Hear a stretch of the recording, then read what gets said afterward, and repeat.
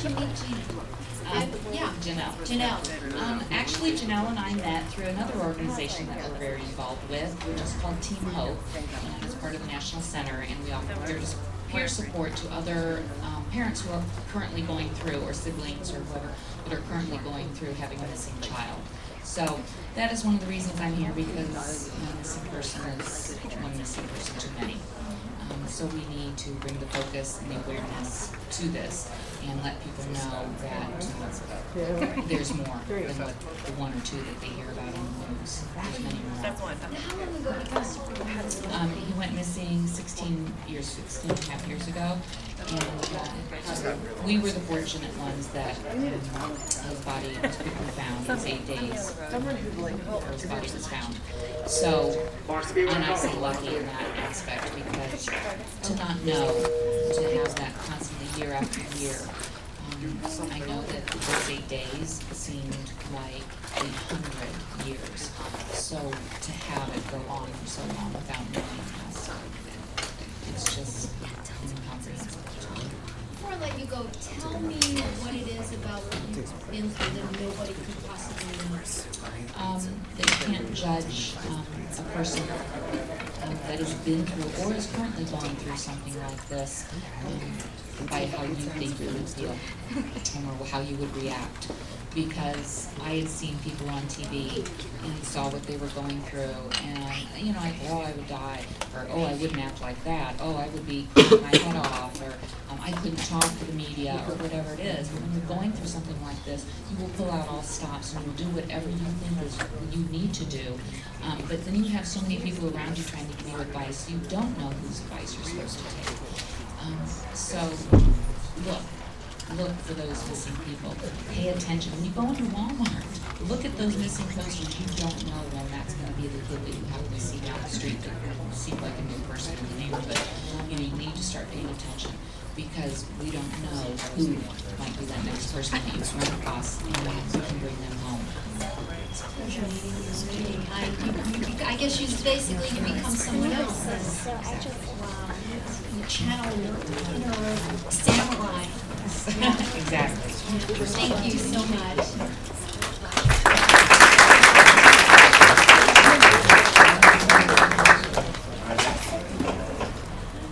going to ask you to say your name. Suzanne Whang. Hi, Suzanne Whang. I'm Gayl. Hi, Gayl. Nice to meet you. Can you tell me a little bit about who you are and what you do? Well, I used to be the host of House Hunters on HGTV for almost a decade, and I was on the show Las Vegas on NBC, playing a crazy character named Holly for 4 seasons as an actor. And I'm a stand-up comedian, I'm a writer, and a political activist, and a minister, and a speaker. And in my spare time, I sleep. I was going to ask you that. Wow, you do everything. So what brings you here tonight? Well, Harriet Schock actually is the reason I'm here tonight. She is my songwriting teacher, because in another incarnation of my career, I've been starting to write songs. So, and I'm a sucker for a good cause. I've been very active in gay rights and women's reproductive rights and animal rights and the environment, and most recently I'm a stage 4 breast cancer thriver, and most recently I have been able to stay still and let people come in and rush in and help me, so I'm the power of the community to help in a really dire circumstance.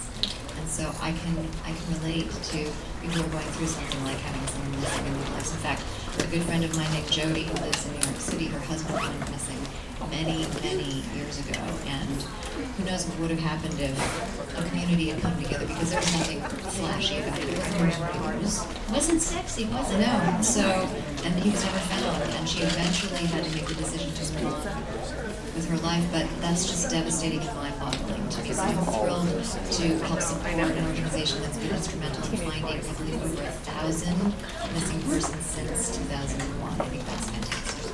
Thank you so much. Thank you.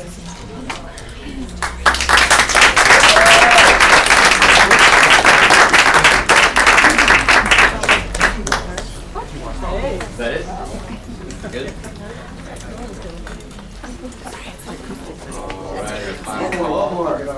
get up there. Chop, chop.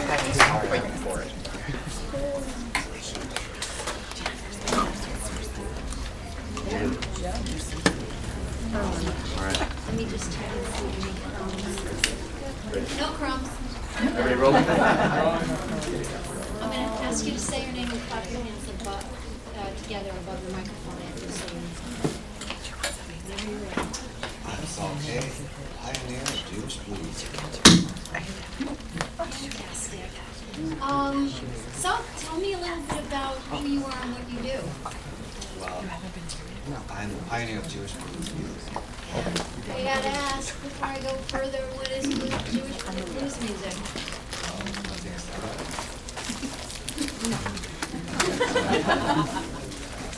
So, blues music comes from the African slavery experience in this country, and it's a long history of the blues, but Jewish people have been slaves in a lot of countries for many years, and there's no music about it. And so I decided to take a Jewish historical cultural experience and mix it with the African American musical experience. Put them together. So I sing songs, sort of like, they describe it as that I did Torah to the Delta. You know, what's so interesting in the African American experience, those people went missing. Just driving back Sunday. Absolutely. Those people went missing. Which is profound, especially in the environment that we're in tonight. And how did you meet Jannel? I met Jannel at a music conference with a man that was mentioned earlier tonight. His name is Tim Sweeney, who has done a lot for independent musicians and helping them with their business. And we met and he said, you got to connect to Jannel, she's doing amazing things. And at that time I was playing about 200 shows all over the country and touring quite a lot. And she said, well, can you get involved in my cause? And so I had a big white touring band that fit about 15 people. And so I put stickers of missing people all over the band and traveled around, and then in each city I was in, I profiled different people. Wow.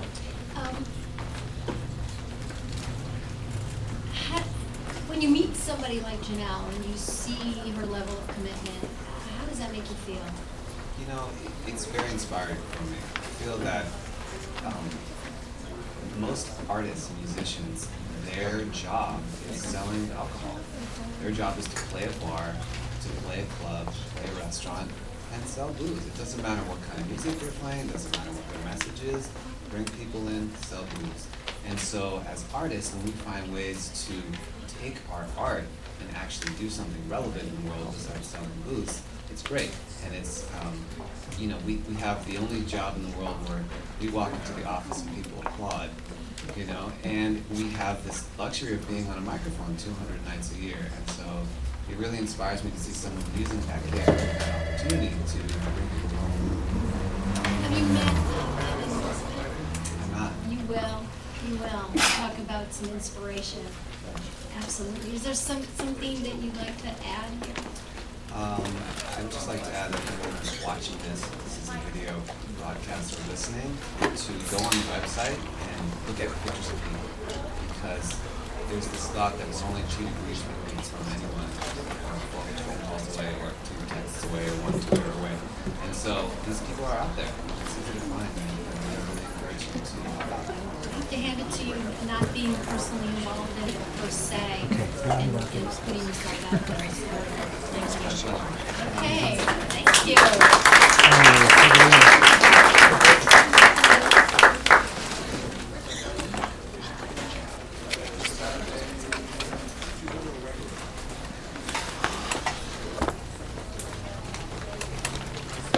Ready?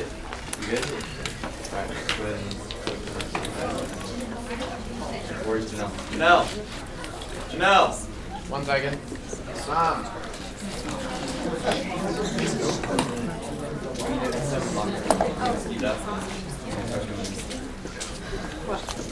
TJ was calling you. Do we want to do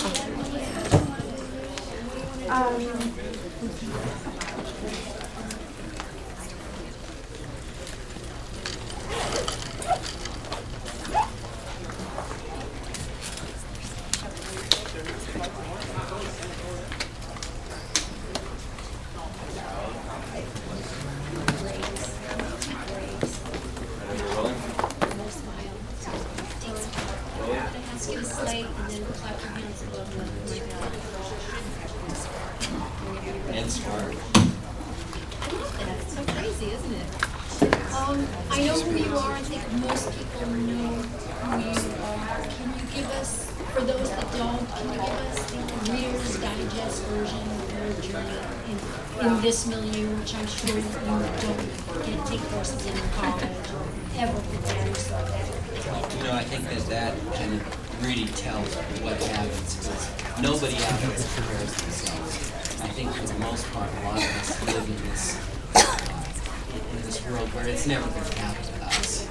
And the bottom line is that it does happen. And all of these people here that we have posters of, and that the Squeaky tour is trying to get out there, those people need help. And the fact that so many of us live in this denial that it should never happen to us, we need to understand that there are things that we can do to change lives. I think that's why this tour is so important, because these families are in this world of hurt. I refer to it kind of as if there was a wound, and that wound never closes because that piece is missing. And when Elizabeth went missing, we were in a world of hurt. She was in her bed sleeping. She was. She was in her bed sleeping, and you don't think that somebody's going to come into your house and take your daughter. I mean, it's just something that you don't think is possible. And when that happened, our world turned upside down. What do you do? How can we help? And how do we find these people out here? Well, we had thousands of people that showed up for the search that happened. I mean, Lois and I went down to where they had the search center set up, and we saw people that went out for as far as my eye could see, that were there to help us search for Elizabeth. And we couldn't find her. Those people being there gave us the greatest hope and the feeling that there is no way that we're not going to find her. We are going to find her, we're going to move forward as a family. Well, there are all these families out there that are still in the same mode. As Mika said earlier, the worst part is the not knowing. You just want it to come to an end so badly. And when your child's missing, I mean, to me, there's nothing more important than family members. So we were talking earlier about some people get you as hello, and some people get you as, where do I sign up, and how can I join you? Again, the Reader's Digest version of how you got to know Jannel. Well, back in 05, 06, we met a number of other families that had missing children as we were kind of lobbying on issues at Wall Shack, Amber Alert, and other child prevention or child education scenarios. And there was a group of us that finally said, there is going to be a greater force if we all come together. And so we developed the Surviving Parents Coalition. And it's a group of parents who have been committed to these issues and to finding children. And that is why we really have collaborated with Jannel. And she is also a member of the Surviving Parents Coalition. And she has been such a fabulous person. I mean, she has, where is she? She has a heart of gold that that nobody can deny, and her commitment for helping to find her sister has spread to helping to find all of these people. And when you see what is happening out there, the issue is awareness and everyone keeping their eyes open, and to hear families coming together. I cannot tell you when I saw Elizabeth for the first time after that 9 months. I just thought, if a parent could ever ask for a miracle, that miracle happened to us. And we want these miracles to happen for all of these people. We just want the nightmare to come to an end. And to be here, to see all of these musicians supporting this effort and the cause for bringing children home, bringing adults home, it's wonderful. It's, it really makes you feel like things are going to happen and things are going to change. And that's really appreciated. How did you get, one of the things that, I know I'm running over on time, and one of the things Jannel and I talk about when we talk about it is that it's hard to get the media because it's not sexy. You channeled your inner crazed weasel. You were on TV all the time. What did you do? Where did you go? You know, the thing is that somebody out there knows something. We don't live in this vacuum. And somebody out there knows somebody, and somebody sees something. And, you know, sometimes it takes them a while to get the guts up to come forward and say, hey, I do know something, and they've got to realize what it's going to do for that family that sees their child come home and helps to find that missing child out there that needs to be reunited with their family. And nothing is more beautiful and really sweet inside than having that feeling. I just can't even begin to explain how wonderful it was that day Elizabeth came home. You know, I cover news, so I was telling you earlier, we cover it all the time. I worked for ABC News for many years. I work for BBC and Sky now, and you were everywhere in the most wonderful, incredible channeling your inner Sandra. It's a pleasure to meet you. Well, thank you. Thank you. Very much. Okay.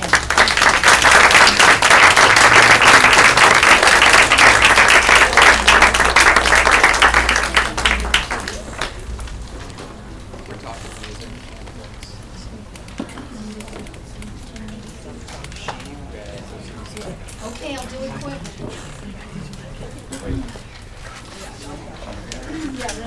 What?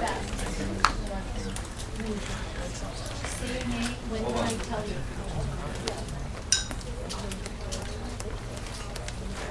Camera's rolling? Hang on. Good? And go for it. Say your name and then you'll laugh. Jannel. I don't know how much of this you actually got to hear, but this is like a love fest for you. This is just an amazing thing, and I you know, my history with you is that I met you 10 years ago, and you were just starting to sell the CDs. We were at an event together. And you told me how you did it, and we branded you with the milk cart. You do for CDs with the Dairy Association, just the milk cart. And here we are 10 years later, and just give me the Reader's Digest version of the growth of this group. First This of all, organization. okay, first of all, they love me, it's only because I love things. Maybe. Yeah. But, you know, the fact that these artists have opened their hearts and They're doing the what's not other able people that to I've been other hearts to what I'm doing, and my sister, and on our way here to that. really doing something that makes a difference. You know, you can help them out. I never thought we would be where we are. You know, some of the connections that people make, some of the artists with the families of the missing, and just the hope that gives the families of the missing. It's really beyond what I had comprehended. I just thought I would get them immediate attention. I didn't imagine that somebody would actually be found. And when someone was found, because I couldn't find my own sister, so how could I find anybody else's sister, brother, or father, right? But when somebody was found, I thought, oh, this is how we do this. So, What is it, up to 1,000 now? Oh my gosh, we were just starting when we were having this conversation. Yeah, I think we're at 4 or something. sub 4, yeah, and I kept saying say 5, because it's over 450. Working on your PR, it's like, no, it's closing 5, let's go for there. Now it's 1,000. What is your, I'm going to ask you one more question and then we'll stop, because I keep going. What is your expectation for the Squeaky Week? For this year, or just ultimately? Ultimately for tonight and ultimately. For tonight, I just hope that we bring a lot of awareness to the issues and the light that Ed and Elizabeth are bringing is really helping to shine on all of those things. And I just feel so honored to have her here and humbled that they take time out of a busy schedule to be here with us. It's really honoring. And the Squeaky will tour?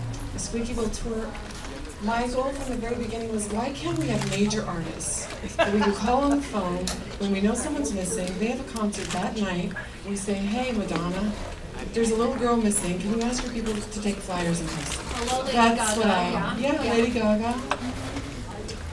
So let's put it out there. Let's do it. Calling all big artists.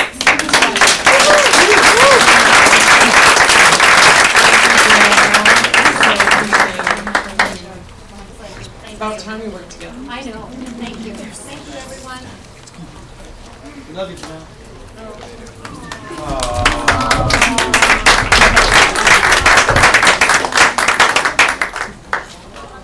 Party, it should be that long. Right?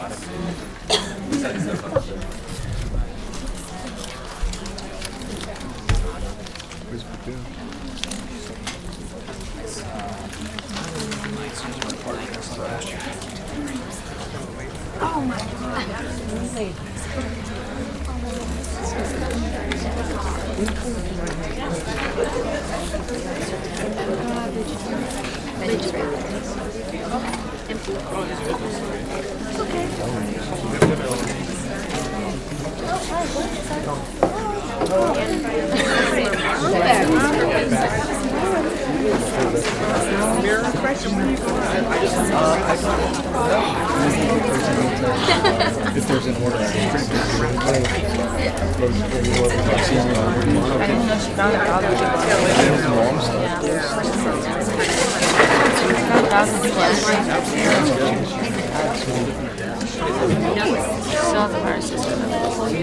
want to make sure I covered all my bases. That's why I got it.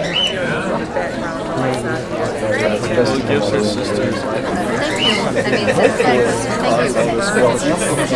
You were great too. Everybody was so good.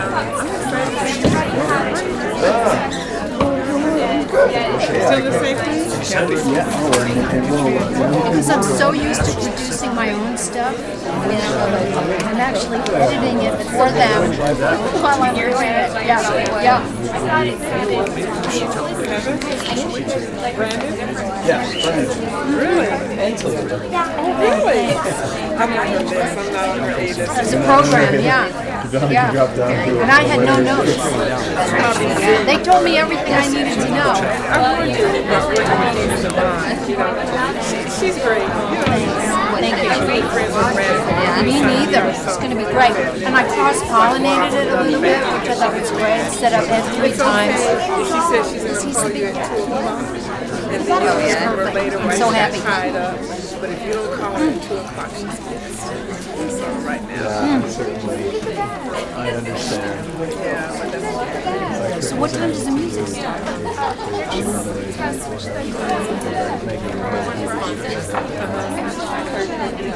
Oh, perfect. The way the DVD button short is like Right. There's having trouble with that. Usually, I'm so proud of you. I'm thrilled. I'm just thrilled. I'm just thrilled. I couldn't get it to just Yeah. I've never It's a had great anyone room. give me a song before. They have a ton of B-roll.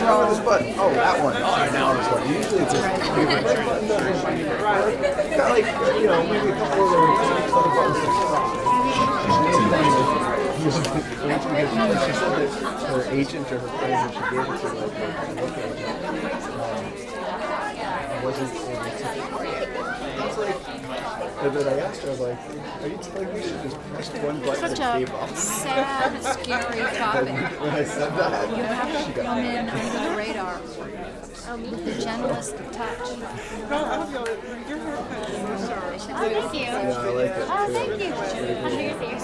I'm very happy. I'm glad I have this document. I'm glad I have it. No, I don't need to get this. Eat it. So just put away. Yeah, I did. I was trying to pull out a little piece here. Well, that's good because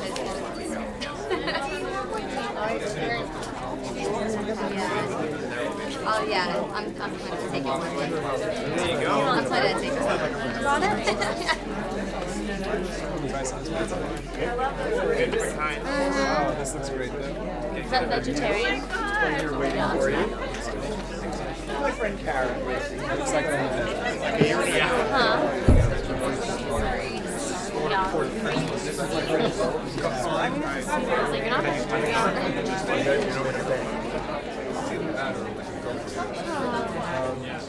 Or a rabbit. that or I'll eat some of it.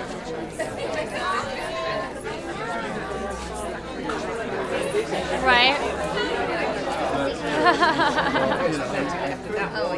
I can do plenty. I'm just like all I want. In fact, I even got a little mirror here. I'm like, Thank you. Am I allowed to have cheese slices? Oh, yeah. Still fettuccine? Yeah. There's no fettuccine. It's not always flashy. Pretty special. My mom's always had Exactly. She's just cut your hair. I'm like, why? You're like, I'm gonna go to a little bit longer now. Thank you. Thank you so much.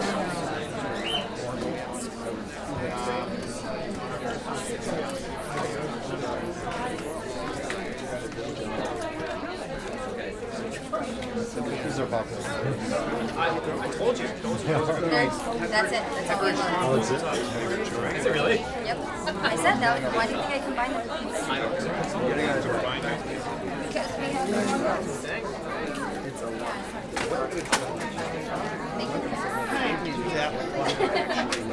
That's probably what I'm going to say. But thank you for getting that out of the way. And I don't feel like I'm staring at it. Steps on. So it didn't go back.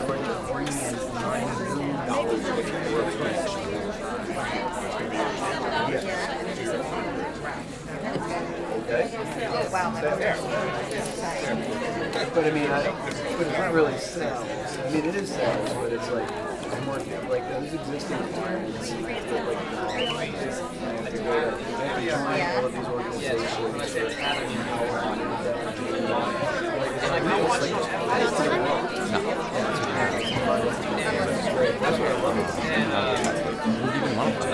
My brother was right there. I was dying.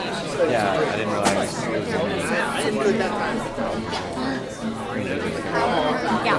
Well, yeah, we're good. I couldn't get the last of Jannel. it's fine. They got some good content. Yeah, I don't remember what it was.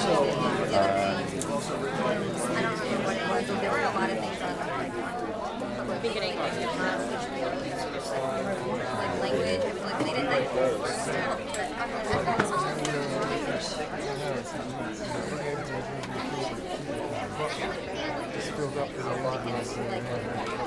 They got all the why not kids here?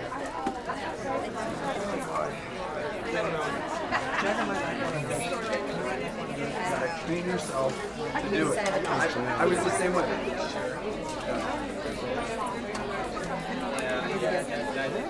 that she's been training around. I carry stuff in my bag. Oh, no, you can't. Actually, I was listening to this morning. This is the radio. That's crazy. We're gonna have a great documentary.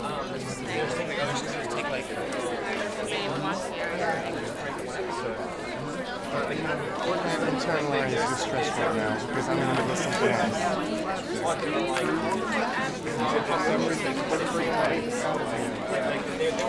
Strawberries and grapes as well. Just sit down and find somewhere else to go. Think of the way they got it. The broadcasting station 5 hours before the premiere. Like it was they couldn't think of it.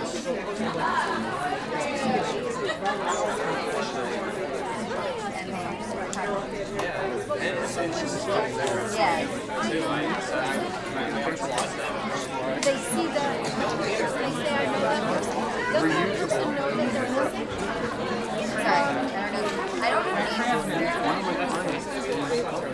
Sorry, I don't know.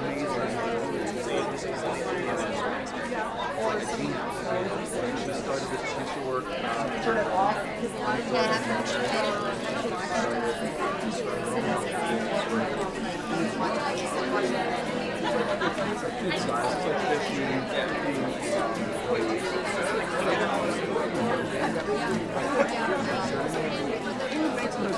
Sounds like big. It is like big. It's like big. Oh my god, it's hilarious. I do. That's because, like, I have a salesperson that just they were like, are you guys all really? oh no, we got plenty of stuff. Yeah. That's what it's here for. Yep. Special price. We got lots of different types. So, I mean, lots of like about 5.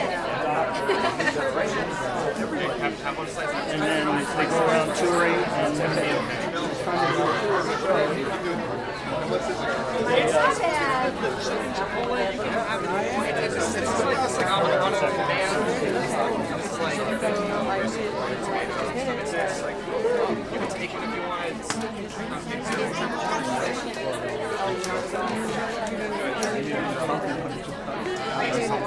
Now it's they've been there, all my friends. CJ, grab me a water.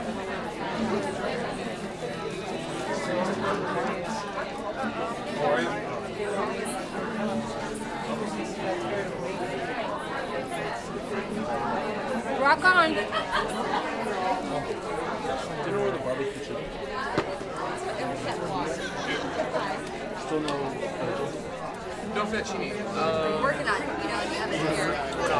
But we're actually not.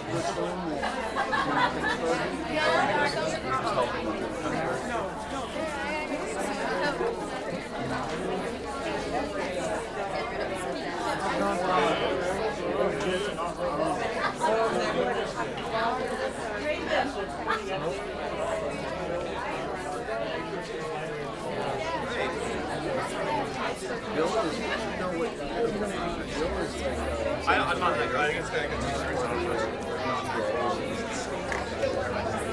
You gotta find a stand. Can I call you back in 2 minutes? It's actually All right, I'll call you back in 2 minutes.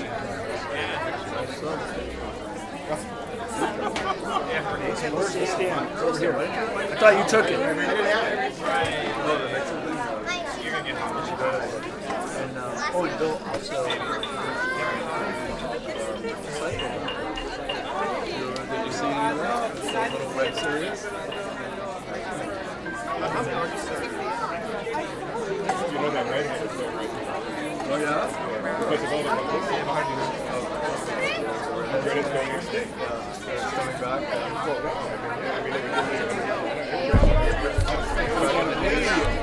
It was incorporated with the glee. It's hilarious. Our good hits going to state. Move it. 2 years ago, that was one of the cycles. That was my audition.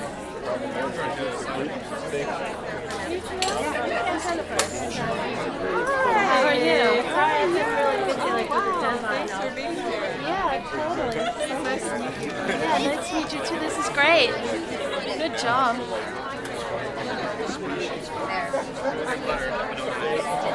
Oh, are you Annette? I'm sorry if I was short with you the other day. You've been crazy busy.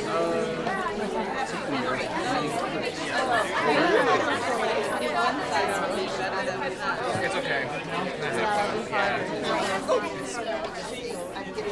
It's less than hot, so it's going to be a little stuck. What you want?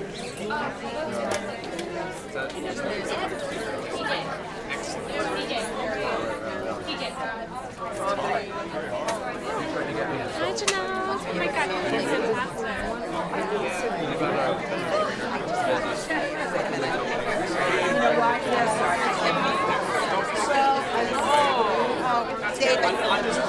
See, you were there. David, you go. They've got car then. There's not plain cheese. We have black cheese? But it has tomatoes. It's got tomatoes on it. I think So why don't We do Las Vegas.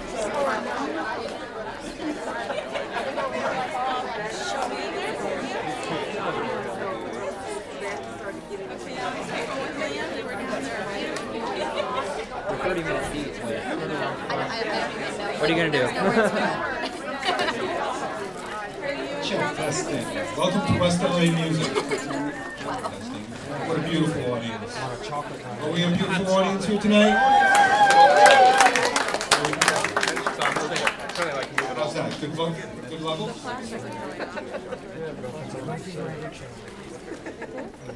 Keep going. Check, test. I wish I knew a song. It's doing something for you. So instead, I'm just going to count to 100. 1, 2, 100.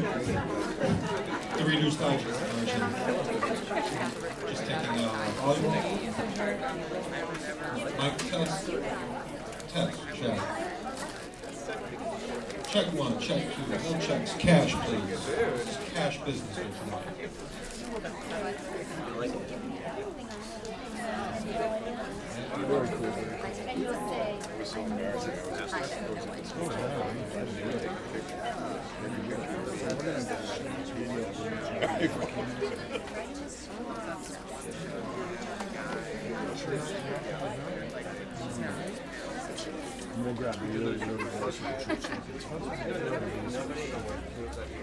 Check testing. Volume check for the cameraman. Thumbs up.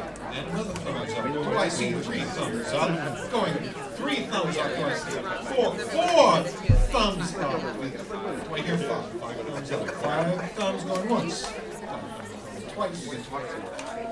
5 thumbs. Do we have another dinner? Do we have 6? 6 thumbs. We have 6 and 7. And 8. No. No, it's her. She's webcasting. Well, you can tell this get me one bill. I was going to say, this is new? I didn't know. No. Cool. It's too much. So I'm going to DC November 1st, like 4.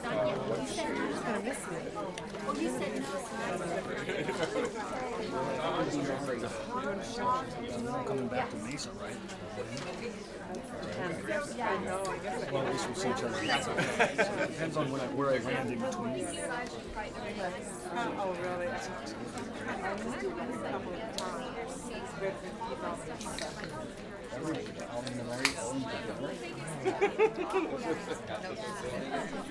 That's pretty good.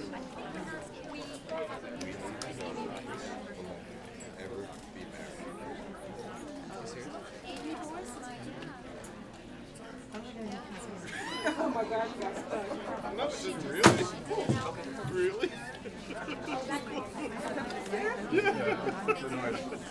I'm annoyed that we're wasting his time. Really? It's really fun. Dark hair really, really tall.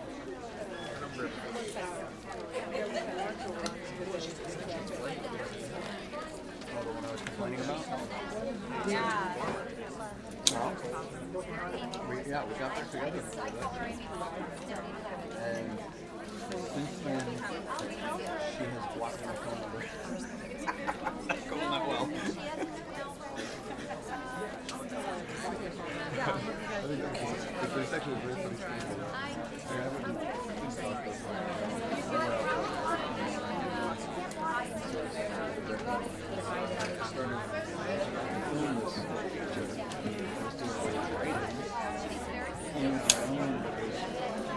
bringing into a workshop to do. So I was asking how to read it, and I was like, so I think there's text, and I think you read this for me. And I know about it. I think these are the reasons why I like it. Music, Can we crank the AC or no? It's already cranked? You should try having one of this. Because especially with people performing, it's going to get really loud. And she was like, that sounds really great. I don't know if I can get to it this week. Yes, I believe so. When do you want? Pretty soon, I hope. I know, right? She said, well, looks like you're reading and doing that one. Doing well. I wish I knew you were part of the show. Keep it up, Chris. Good luck to you in your future endeavors and things like that. Yeah. I'm leaving the country every day except so I can't talk to you. That's why I had to read it quickly because I'm leaving the country and I have to go catch a plane. And something like that. And then I'm typed back like, well, thanks for reading. Do you have anything to say about the story or whatever? That bounced back and she blocked me. That's what she thinks about the script. It's so bad. She blocked my number and left the country. Well, I actually wrote that into the movie. In the movie, the character gets a screenplay rejected. I'm like, I have to use that.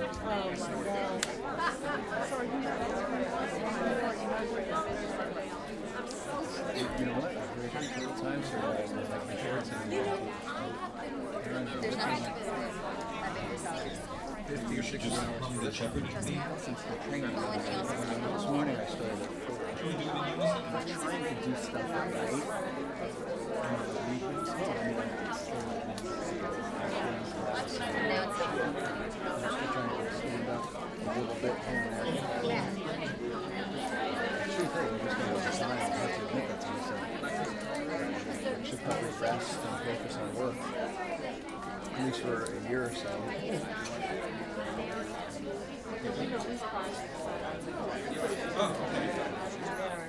Good evening.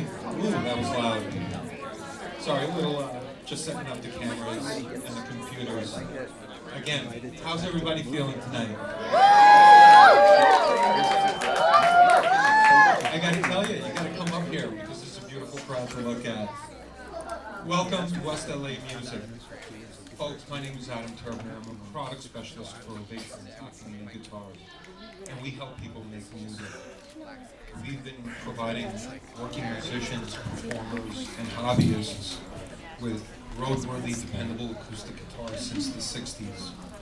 And it is a privilege to continue that tradition with you here tonight. Drawing a blank. We're honored to support Jannel and the GINA for Missing Persons Foundation. And with Jannel's ties to the music community around the nation and around the globe, and since about 10 years since GINA's inception, Jannel has been credited with the recovery of approximately 1,100 people. This clearly demonstrates the power of music and how it shapes the world around us. I didn't say stop. West LA Music also helps musicians make music. And West LA Music has provided us with this coupon that is effective tonight for the remainder of the year. This little coupon will help fuel the Squeaky Wheel tour. It will help grease the squeaky wheel.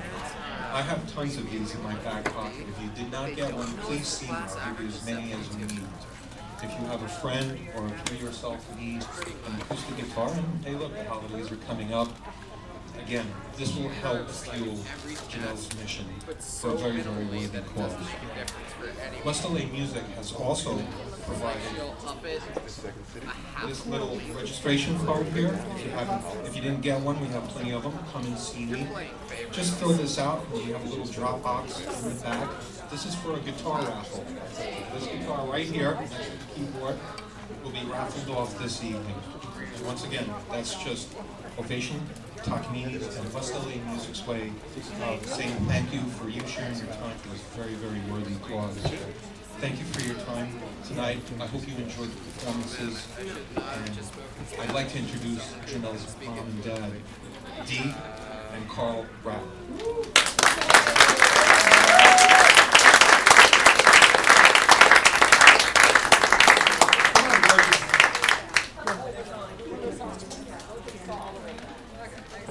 Pass through the construction, over the fiery fields, fight off the dragon. 2 heads are already down, with just 1 left. It's not a Hydra, so you're okay there. Regina is our missing daughter. She's been about 11 years now. Missing since October 17, 2000. She was 40. Her date of birth is November 4th, 59. She's missing from Lincoln, Nebraska. 5'6", 105. She has auburn brown hair, brown eyes. She's female, white. I'd like to introduce my daughter, Jannel.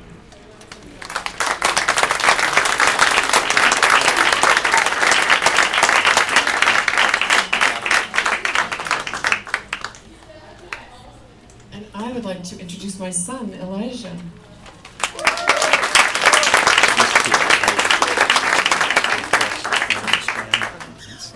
I feel so honored to be here tonight with all of you and that you guys have worked with me all these years. I see all these faces that I've had the privilege of meeting, and this year all the sponsors that have come without a lot of pull from me. In the past years I have felt like I was pulling and I would say, God, how can I care more about missing people than you? And so I decided this year I was going to let him connect the dots and make it all happen. And no, actually I said that wrong. I was going to have him do the work, and I was going to connect the dots. So I'm chasing that. So it's been quite a journey. I haven't slept for about 4 months, and probably sleep so don't laugh so loud. Hey, you took a nap today. I didn't. I pretended. Anyway, what? Thank you.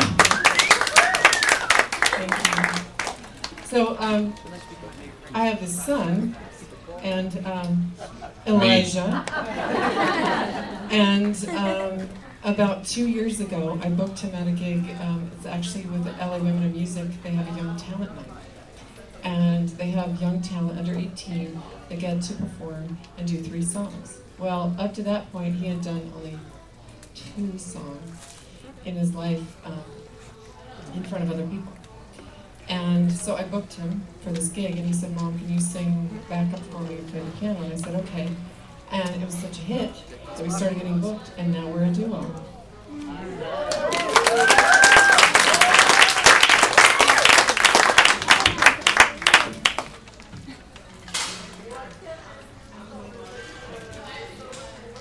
Do we have a pick in the house? Is there a guitar player here? Don't all volunteer. I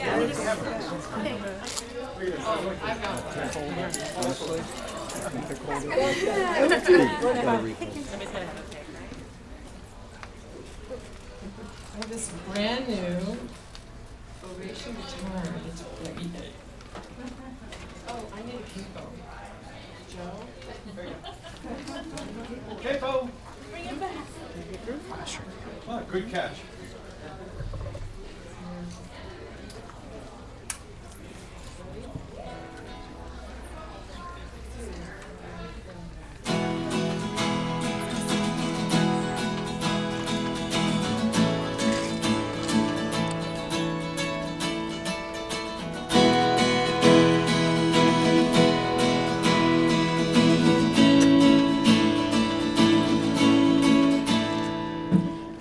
1,000 seagulls in a football field, thousands of voices trying to yield to the way things are, and the way the rain falls down. Mothers and children walking hand in hand, thousands of miles looking for the man. That's the way things are, and that's the way the rain falls down. I could cover my head, catching all the drops, if my hands get wet, and the rain won't stop. Or I could laugh out loud, pretend I get the joke. The rain is telling, telling, telling. It's funny how the rain falls down.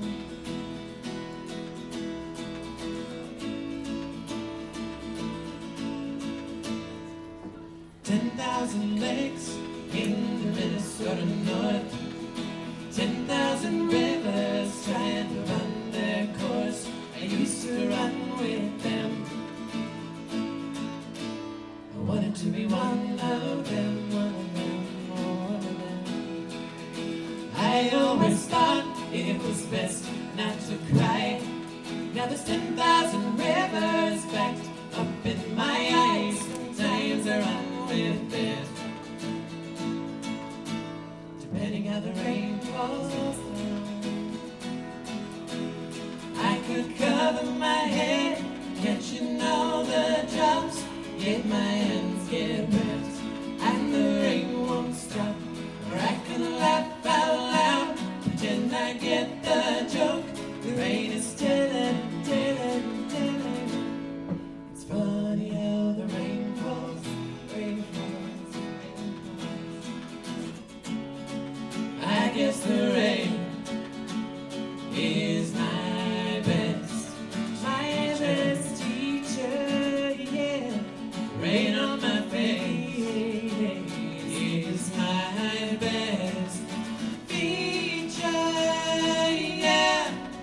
My best feature, my best feature, yeah. My best feature, my best feature, yeah. I could cover my head, catching all the drops, yet my hands get wet, and the rain won't stop. Or I can laugh out loud, pretend I get the joke. The rain is telling, telling, telling. It's funny how the rain falls down.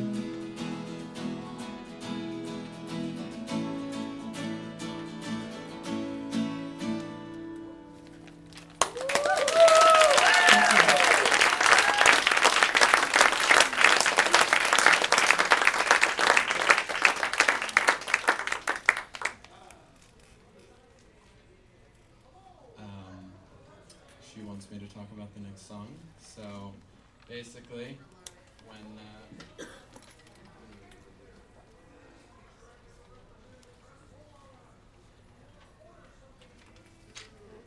Okay, so back to me. When he was a little, well, actually, when he wasn't even thought of, we were in Nebraska. We were in Nebraska with my older son. You were thought of? already.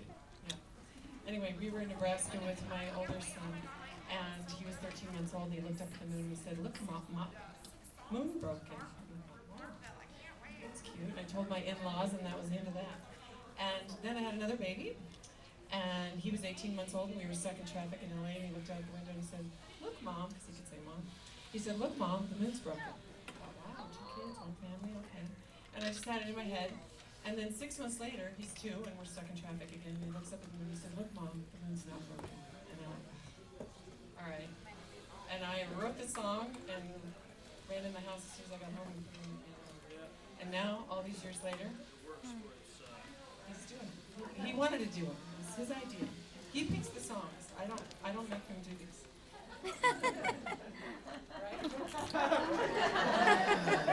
Say yes. Yes. Yes.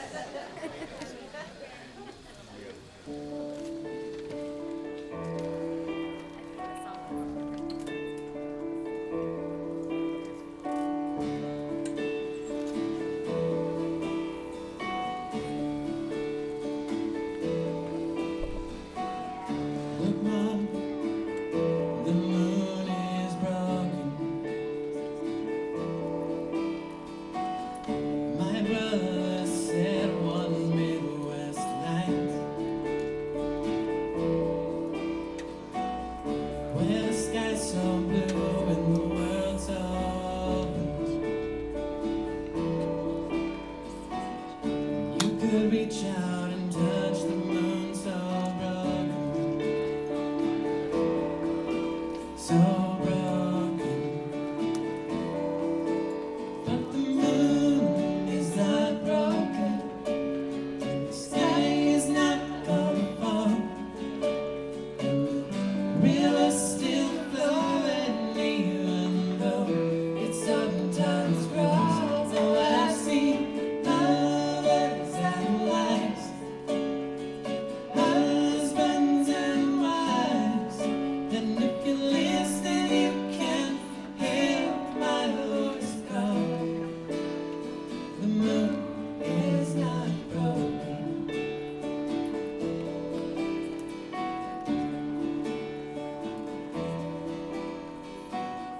I'm sorry, my heart's been broken. My heart been broken. Deeper than the darkest Midwest sky, where it once was new and free and open, so open. You could reach out and touch my heart, not broken.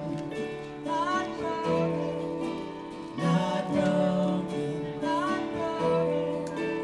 But the moon is not broken, and the sky is not gonna fall, and the river's still flowing even though it sometimes grows. So I've seen husbands and wives, husbands and wives, and if you listen you can hear my voice call. The moon is not broken.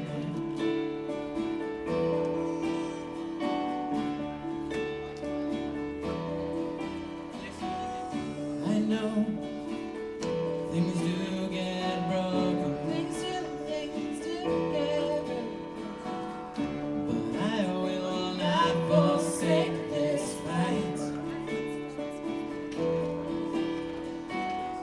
There is this hole, but it has opened, so open,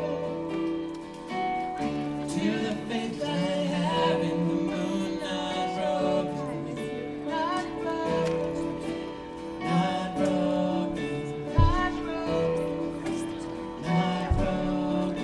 not broken, not broken. 'Cause the moon is not broken, the sky is not gonna fall, and the river's still flowing even though it sometimes grows. Oh, I've seen lovers and wives, husbands and wives, and if you listen you can hear my voice from. The moon is not broken.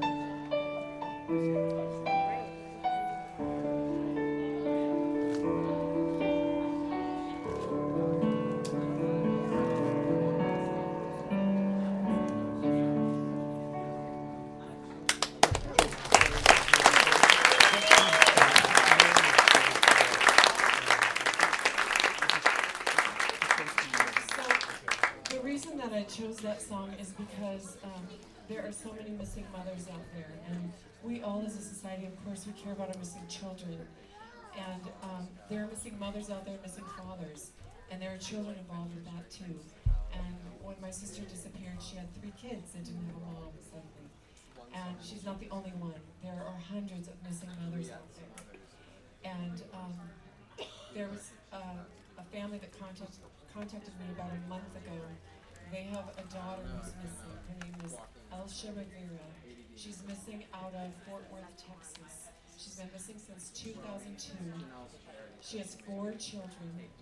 Her mother lives in St. Louis. Her mother had a stroke right after the daughter disappeared. The mother couldn't do anything. She was immobilized for 3 years. She couldn't do anything to find her daughter. She's now taking care of those 4 kids on $386 a month. And that is just one case. So when someone's missing, it almost always affects children. And that's what we're here about tonight, is we're here to help the children and to keep this from happening to anyone else. And you know what, my host, I'm gonna call her up here, and I do not have my script.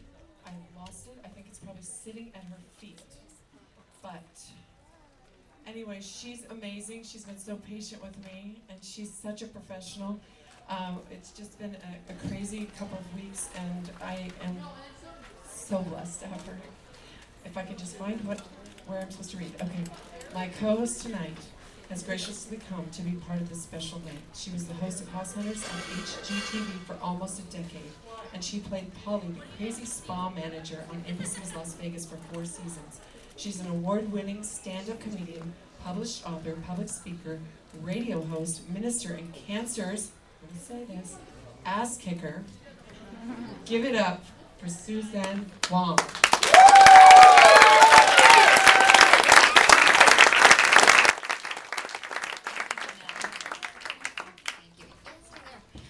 Keep it going for Jannel and Elijah and the rap duo. Do you have a name? No. The rap duo. The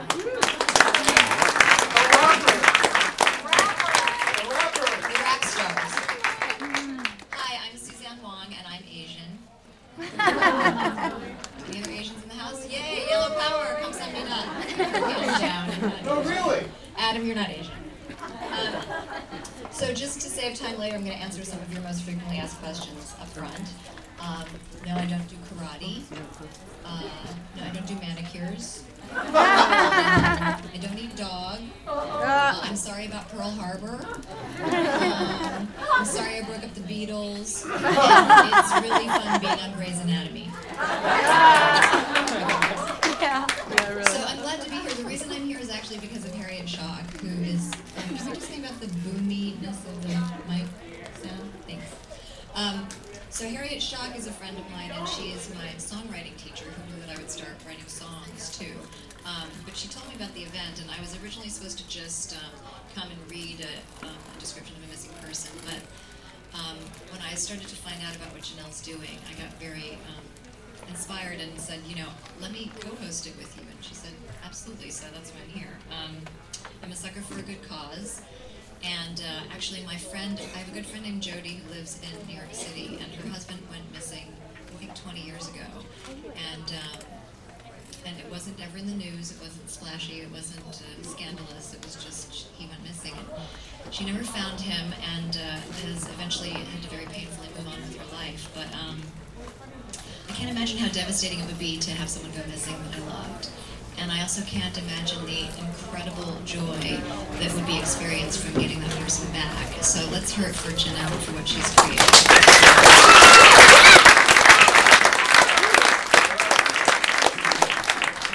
So she mentioned that I'm cancer's ass kicker. I was diagnosed in February with stage 4 metastatic breast cancer. And since February have had back surgery, hip replacement surgery, 6 weeks of radiation, 12 weeks of chemo.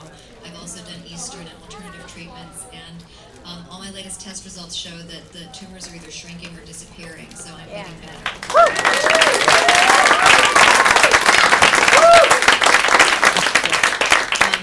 One reason that I'm so moved about this event tonight is because you know that expression, we are only as sick as our secrets? Well, this is the 3rd time I've had breast cancer in 5 years, and I only recently went public about it. And it has been invaluable because of the power of community. I basically went 500 grand into debt from medical bills and different bills and traveling the world looking for a cure for myself. And there have been all these fundraisers held for me, people just coming. People coming out of the closet to, because I came out of the closet with the information to help me. And it has been instrumental in my healing to receive all the love and support from the community. And that's how powerful it is when I encourage all of you to go around and look at these pictures and go on the website. And all it takes is a community coming together, and truly miracles are possible. Do you remember when there used to be block parties and you knew your neighbors? I mean, I'll be walking my dog in LA and people won't even look at me. They'll walk right by me and I don't even look. And I'm here like smiling and saying hello. And if we resurrected the community, I think that a lot more people wouldn't go missing because we'd have each other's backs and more people would be found. So I encourage you to do something as simple as smile and say hello and get to know your neighbors on your block. Maybe even do a block party. What a concept. By the way, I would love to start doing this at the stand-up comedy shows. It doesn't just be music, why not comedy shows? Yeah. Let's approach really famous stand-up comedians and say, hey, how about during every one of your shows where you have thousands of people there, you know, somebody can read and display, you know, one of the missing person profiles. You know, why not? I would be happy to do that when I perform. So anyway, thank you for having me, and I'm looking forward to emceeing the rest of this with you.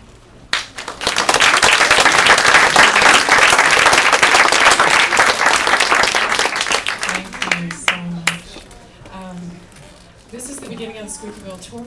We're kicking it off. GINA's been missing for 11 years, and we have artists all over the world that are performing to see people during this time.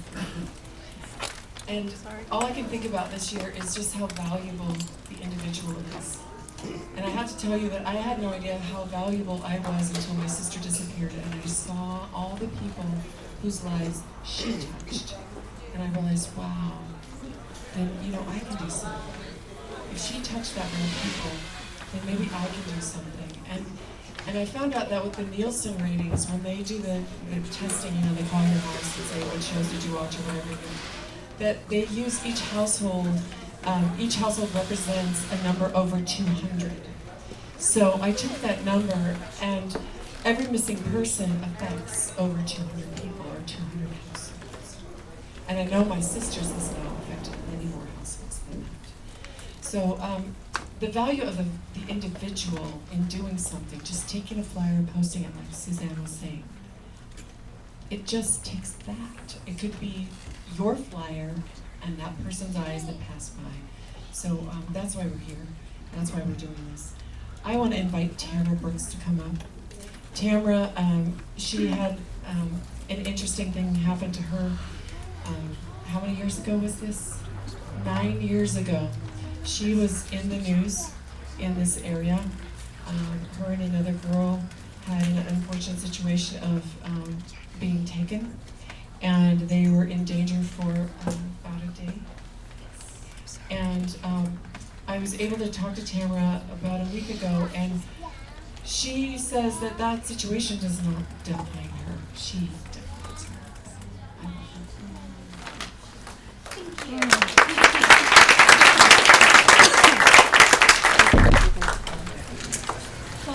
When I was asked to come to this event, the question came up that generally many people ask me is, how can I, after having gone through something traumatic, be as happy and bubbly and excited about life as I am today, and as I was not too long after the event? And so I want to share with each of you what has been more of my mantra, and what has kept me on that path of being positive and working to touch other lives in a positive manner.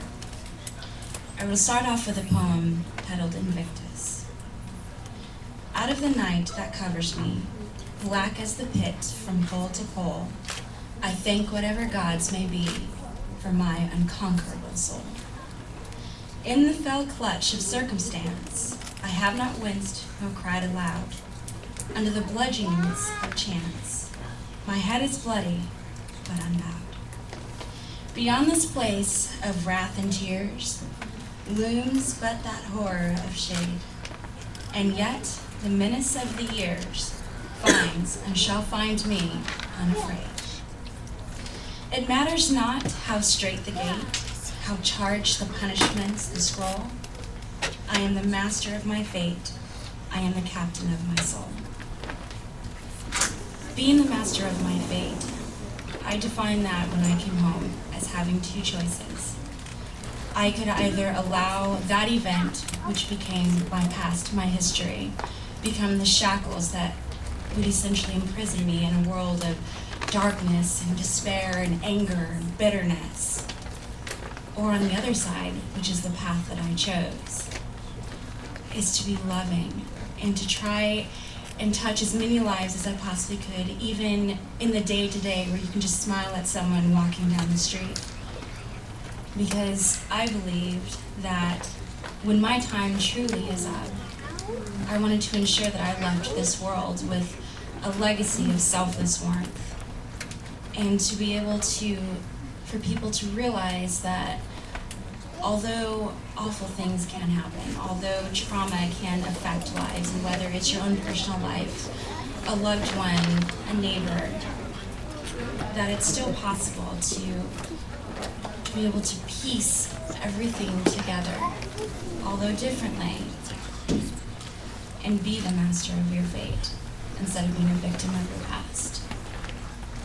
And so, as I try to live my life in such a manner that touches other lives, I want to leave a question for all of you. When everything is said and done, what will you choose?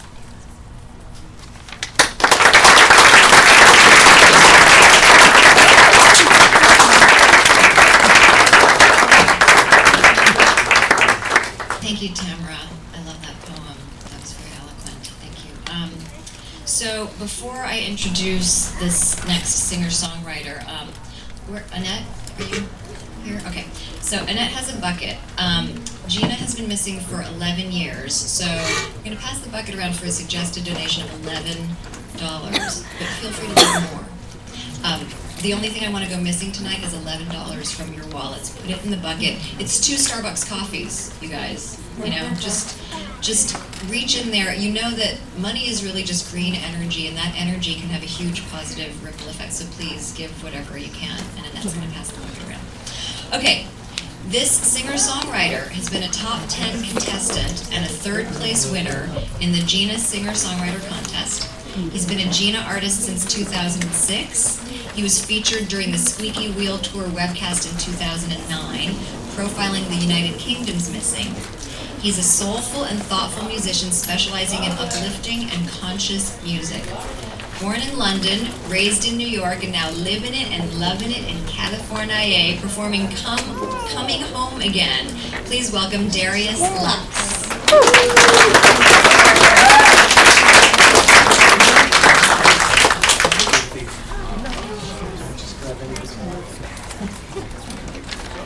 Shut down.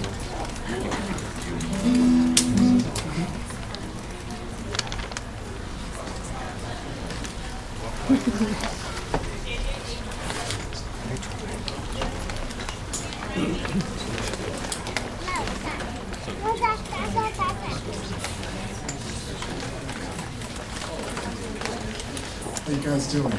Good. Alright. It's the first time I've ever played a guitar that wasn't my own. So it's virgin territory here.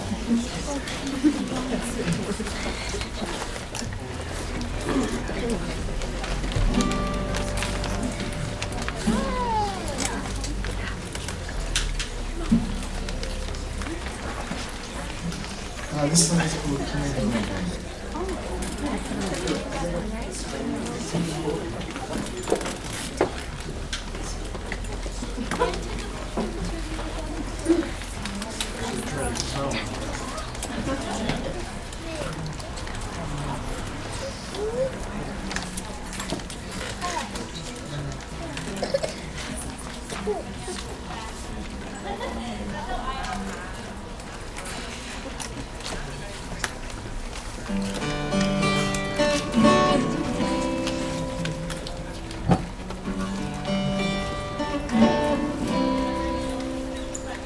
There's your place at the table, your shoes on the floor. There's a little spark inside me every time I hear the door. There's the things that we savor, and the things we haven't done. There's little things we take for granted, and the rest is left to go. And now I'm wondering where you are now, 'cause it's getting cold outside, and I haven't heard a whisper, so start to wonder why. Could it be only me who can't stand goodbye? You're coming home again, I know. I'll see your face again, for sure. so close and I won't let go, 'cause I know you're coming home again. All the love that surrounds us, whether near or far away, God, you know the watch is over each and every single day. All the things that we hope for, that we dream alive at night, and those little things we pick at when we think that we are right. Now I'm feeling kind of sorry. If I knew then what I know, now I'm hoping there's a second chance, another seed to grow. Could it be only me who can say goodbye? You're coming home again, I know. I'll see your face again, for sure.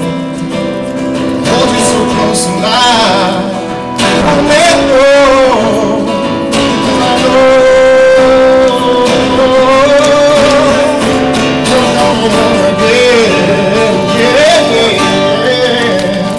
And there's darkness all around me. As I turn up the light, I will light a candle for you. Please you come back tonight. You're coming home again. I'll see your face again, for sure. I hold you so close and I won't let go.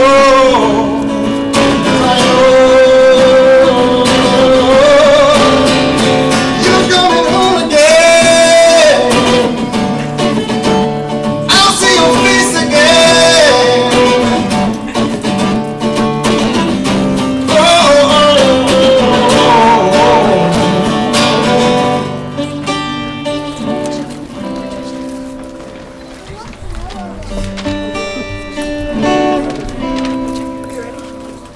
You're coming home again.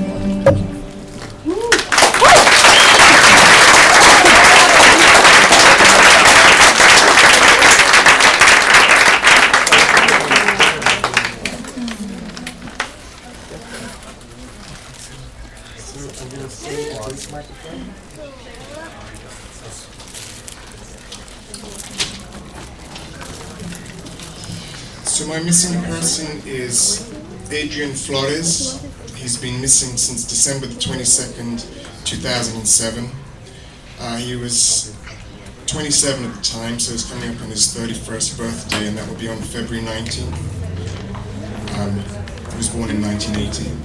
He's missing from Los Angeles area. He's 5'5", 190 pounds. He has black hair, brown eyes, and is a Hispanic male. And if you have information about him, contact your local police station, or you can go to 411gina.org.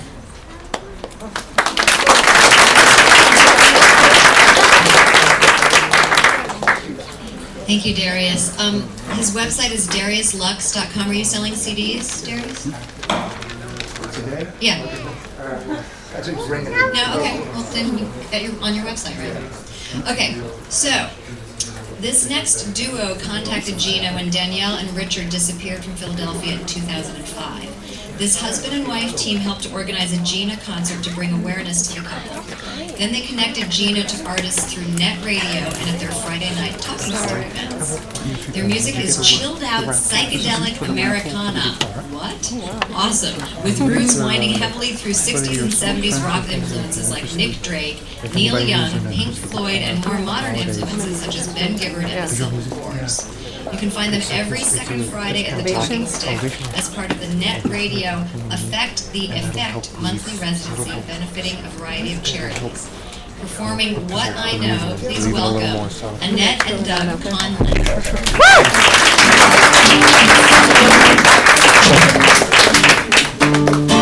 This is a really new song, so we thought we'd roll out a brand spanking new for you guys. We're honored to be here.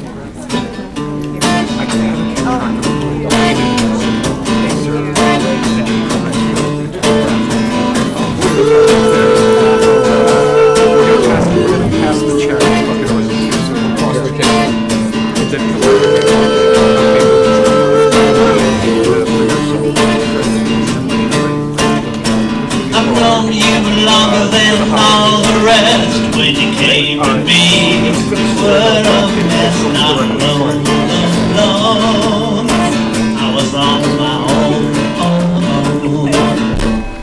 You were used and I was too. Together we built on something new. Not oh, oh, oh. Yeah, go, go, go. What I am is what I know.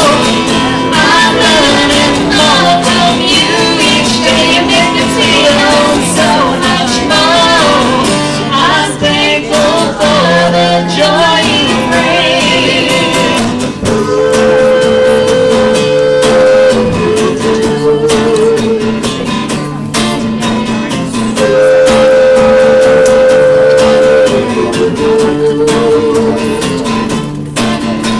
I dropped and I damaged you. What I can hear still rings true. It's you, you. True, true, true. At first I wasn't sold on you, but you made me understand that I do. I love you, you. I do. What I am is what I know. I'm learning more from you each day. You make me feel so much more. I'm thankful for the joy you bring.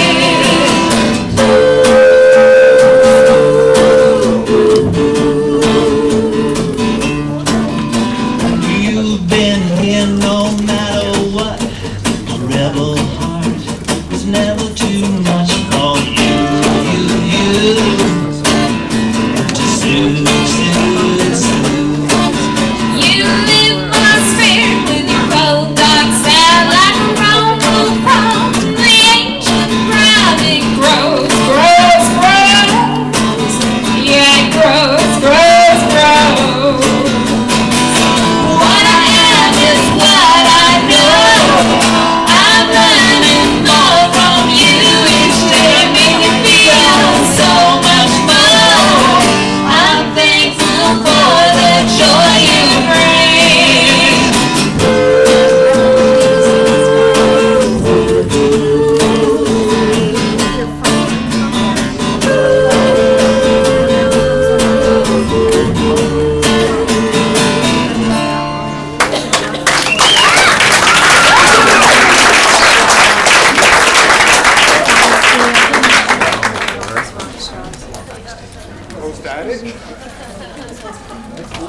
So, as Suzanne said, we're talking about Danielle and Richard.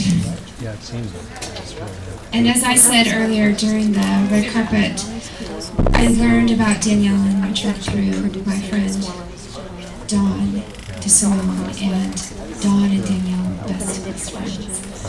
Danielle Imbo disappeared on February 19th, 2005 at age 35. She was born January 1st, 1971. Richard Patrone also disappeared on the same date, age 35. He was born August 29th, 1969. They both disappeared from Philadelphia, Pennsylvania. Danielle, 5'5", 117 pounds, brown hair. Hazel eyes, a female, white. Richard, 5'9", 200 pounds, brown hair, clears, and white. They're still missing.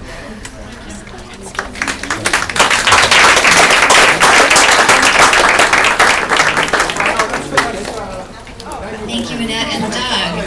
You can see them at theconlons.net, and I actually now understand what chill was, so I feel like a marathon. Okay, this next singer-songwriter, that's $11, you know,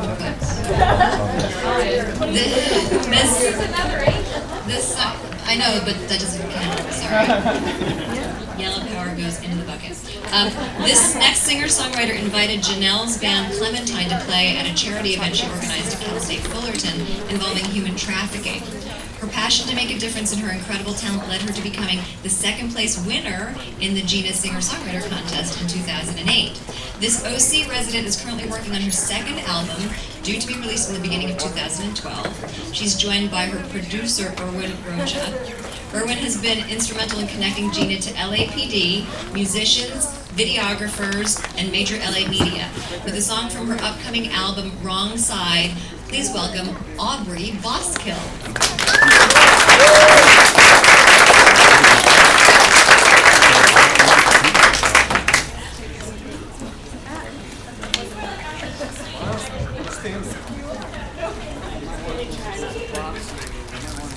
Especially guitars. We don't like to plug instruments. I'm okay with getting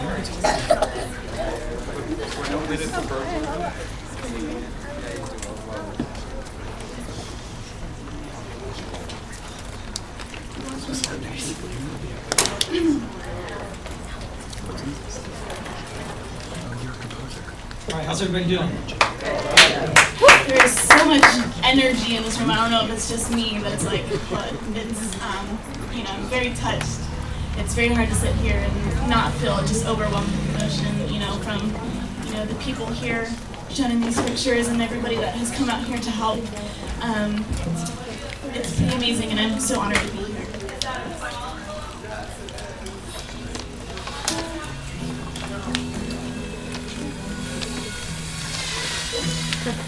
That's not good.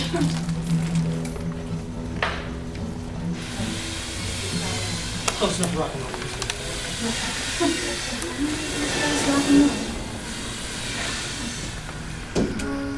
This is called Wrong Side.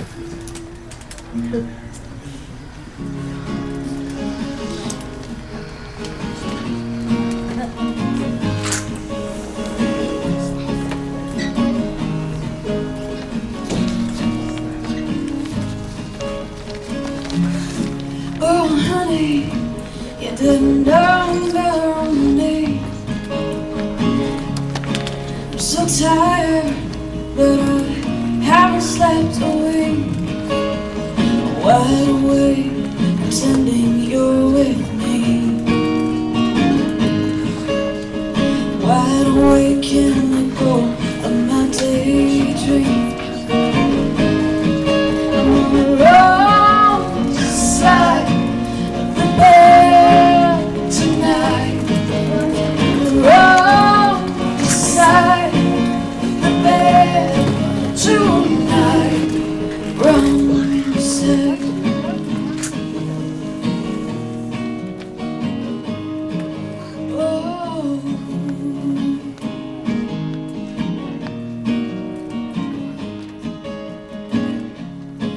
Oh, honey, you didn't know better on me. Had to pull over, 'cause it got too hard to breathe. Driving away, watching your taillights disappear. Driving away back to life, I've come to fear. I'm on the wrong side of the road tonight. The wrong side of the road tonight. And time drags on as we live this life, this life.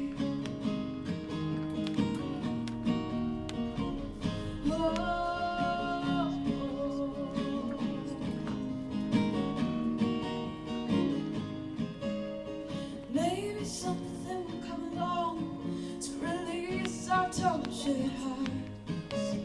I pray the fates hear this song and realign the stars. Worth it and never do. We'll be on the wrong side of the bed each night. The wrong side of the road every time.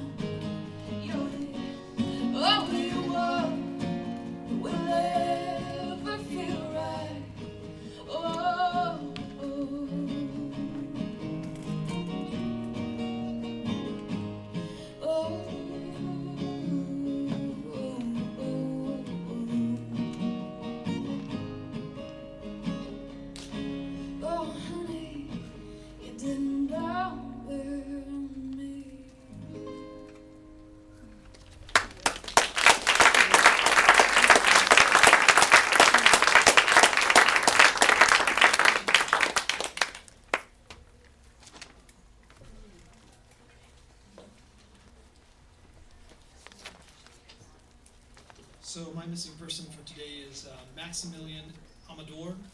He goes by the nickname of Max Harsh.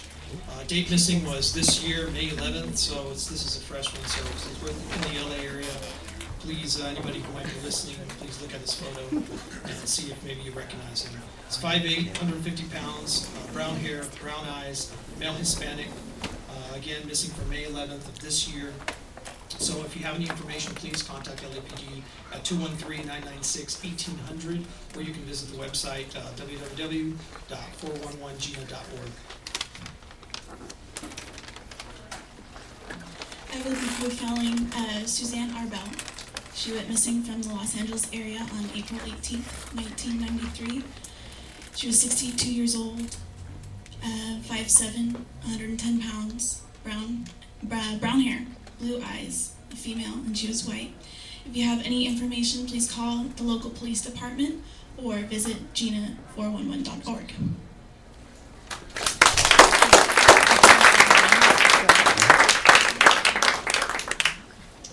This next woman is a wonderful person. She's multi-talented like Suzanne. She's kind of Martha Stewart and a lawyer and all kinds of things all wrapped into one. Now she's not really a lawyer, but she changes laws. And she's part of the SPC, the Surviving Parents Coalition, and she joined with everyone else about 3 years ago to join forces and make a difference for the children of this world, and especially in this country. And she's made such a huge difference for hundreds of children, and I think she'll tell you about it. Mika Moulton.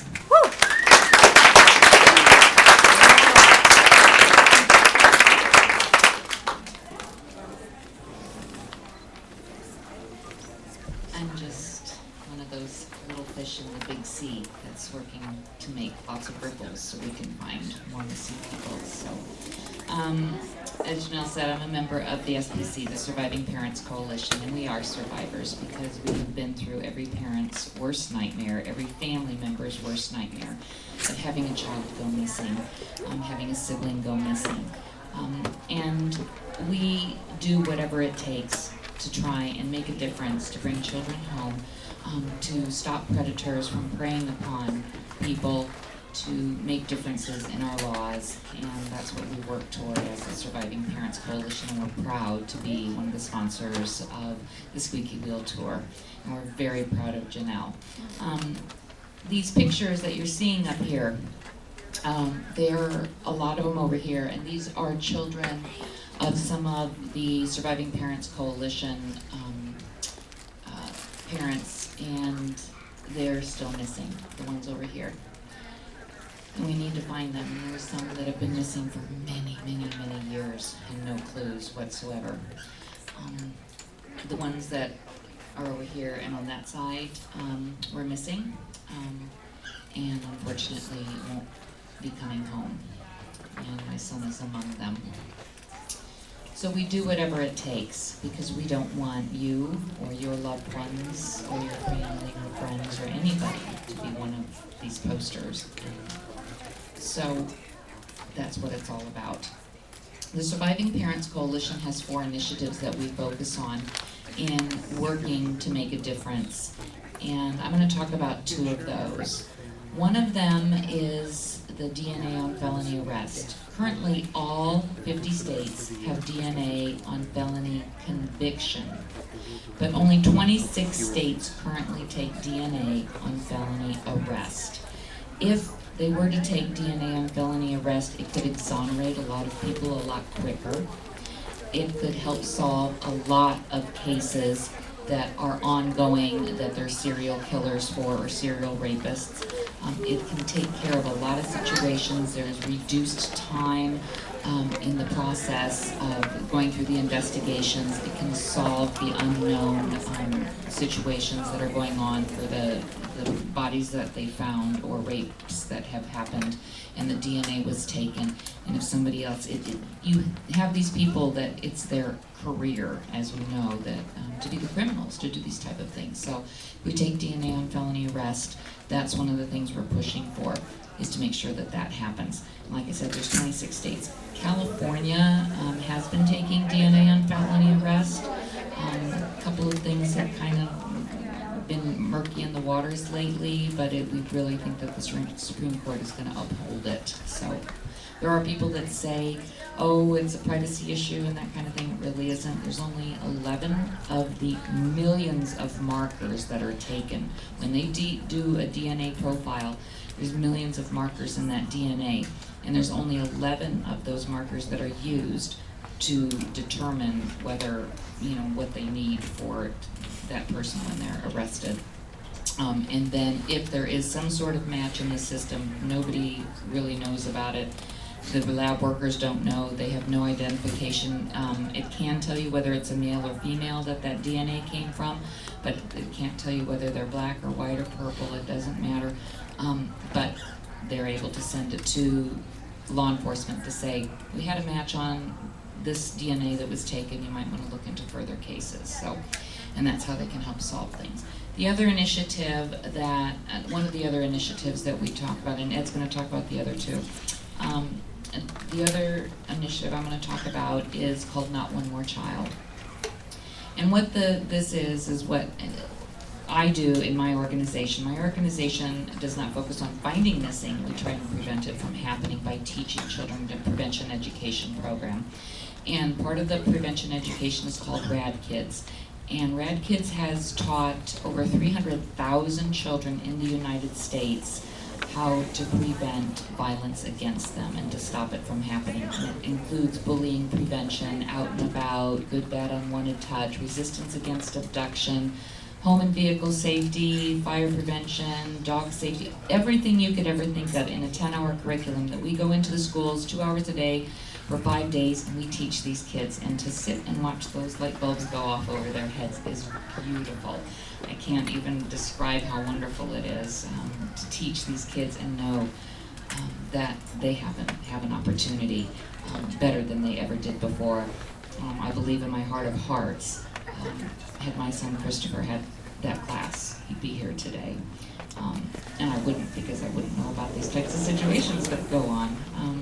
But I did, like all parents, like most of you in the room. I am sure if you're a parent, you have told your child, don't talk to strangers, right? Have we all said that? Have you told your parents, don't take candy or a ride from somebody you don't know, right? How many of us have then told our children, you need to be polite to adults? So what have we done? We've sent a mixed message to our children. And just like all other parents, I told my children, if somebody does try and grab you, you fight, kick, scratch, scream, fight, do whatever it takes to get away. But I told them what to do, but I never taught them what to do. And that's what RAD Kids does. It teaches children what to do, because we have to teach them. Christopher fought very hard for his life, but he didn't know what to do. So that's what we do. We go out, and with RAD Kids, we can teach children how to be safe. And it's not just the whole abduction issue. It's everything. I mean, I've had parents come up to me during the classes when we're teaching classes going, wow, I didn't know that's what you're supposed to do if a mean dog comes up. Or, ooh, I didn't know that's what you're supposed to do in this or that situation. And parents are learning too in this. And kids have a blast. And so that's another one of our initiatives, is to focus on the prevention education with the RAD Kids, along with another parent education model that goes out and helps to get the parents involved in keeping their children safe in their neighborhoods, and the parent awareness, and bringing all this together so that we can keep more children safe. So that's what two of the initiatives that the Surviving Parents Coalition focuses on. Like Ed said, we met years ago.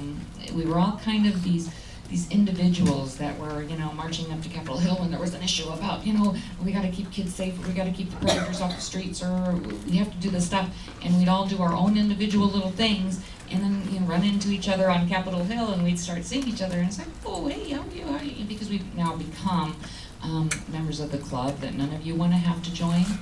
And we started seeing this, and then it was like, wow, wait a minute, maybe we can become an army, because we can go in as an army to speak to these legislators I think they're going to listen, because it's very easy for them to sympathize with one parent and to say, oh yes, you know, let me take this. But when you've got 30 parents coming into the office and demanding that something be done, it really makes a difference. And Ed's going to talk a little bit about the Protect Act, but I want to tell you, I'm going to, first this little thing here real quick, but when the reason we do this kind of stuff is, for instance, a few years ago when the Protect Act, we were trying to get sponsors for the Protect Act, which is another one he'll talk to you about. And we were having kind of a tough time. People were wanting it and everything, but trying to get in with legislators is a very difficult thing as well. And it just so happened that this woman with a very famous talk show at Harpo Productions, I found out about it. And she taped the show, and the day she taped the show, the word got up to Capitol Hill, and boy, did the sponsors jump on, and it almost shut down Capitol Hill. So it's the power of the voice, the power of people getting out there, the power of grabbing a poster or looking at one when you go into Walmart, like I said, or you go somewhere, or taking one with you and posting it in your place of business. The coffee shop that you regularly visit, say, hey, can I put this missing poster up? You know, most places are going to be happy to let you do that. So take them, print them out, go to the site, do that kind of thing, because you never know whose eyes are going to see that and know where that person is and bring them home. And that's what we're here for.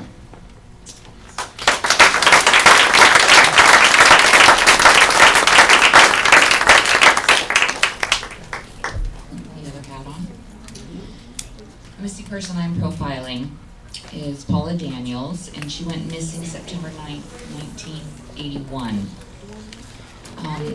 They don't know what her date of birth or how old she was when she went missing. Was an adult woman from Los Angeles, 5'4", 190 pounds, brown hair, brown eyes, and a black female. If you have any information, please go contact your local police department or go to 411gina.org.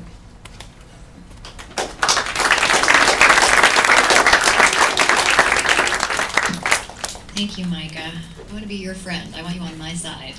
You kick ass. Oh, don't say ass, kids. This next duo is new to GINA. They are a combination of rock, funk, and blues. Her powerful vocals and his creative guitar skills bring their songs to life. Look for Unspoken on Facebook, here to perform Take Back My Love. And there's a fan right here, she's going, ooh, already. Please welcome Sabrina Lagos and Rich Carlucci.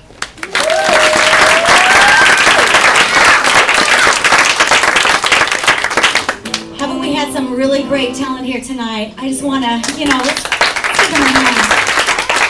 I want to thank Jannel also for having me. I met her a year ago, and I have to tell you, I've been performing for 27 years, and this is a whole new world for me. When she had me come down to the Ride Show a year ago, and she walked out looking like an angel, and I looked around and I saw these posters, and I realized that that this is going on, that it didn't affect my life until that moment.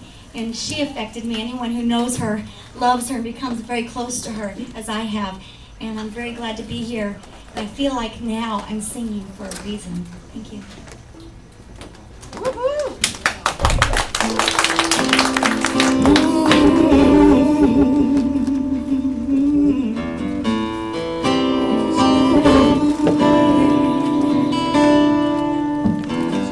I tried to give you my love,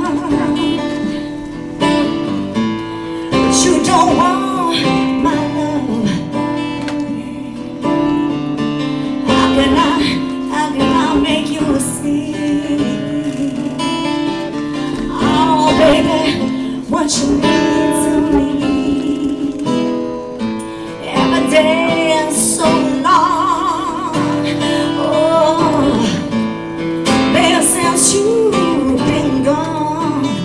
Oh, how can I let you go? Oh, baby, I love you so.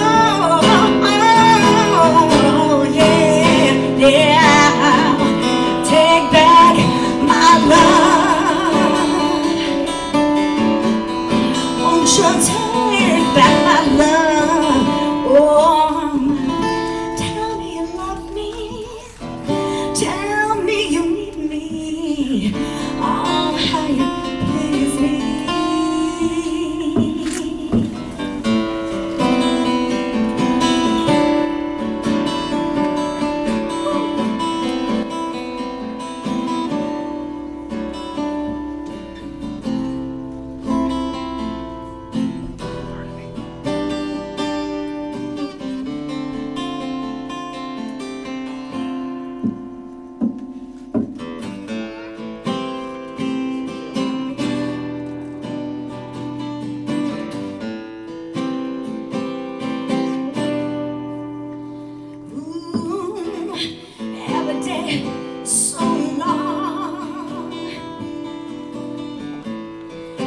since you've been gone. Oh, how can I let you know?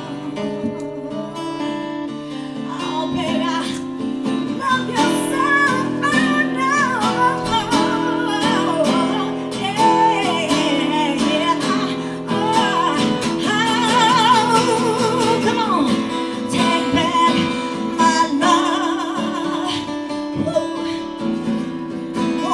Take back my love, oh my. Tell me you love me, tell me you need me, oh how it pleases me. Take back my love, have mercy on my soul, oh take back my love.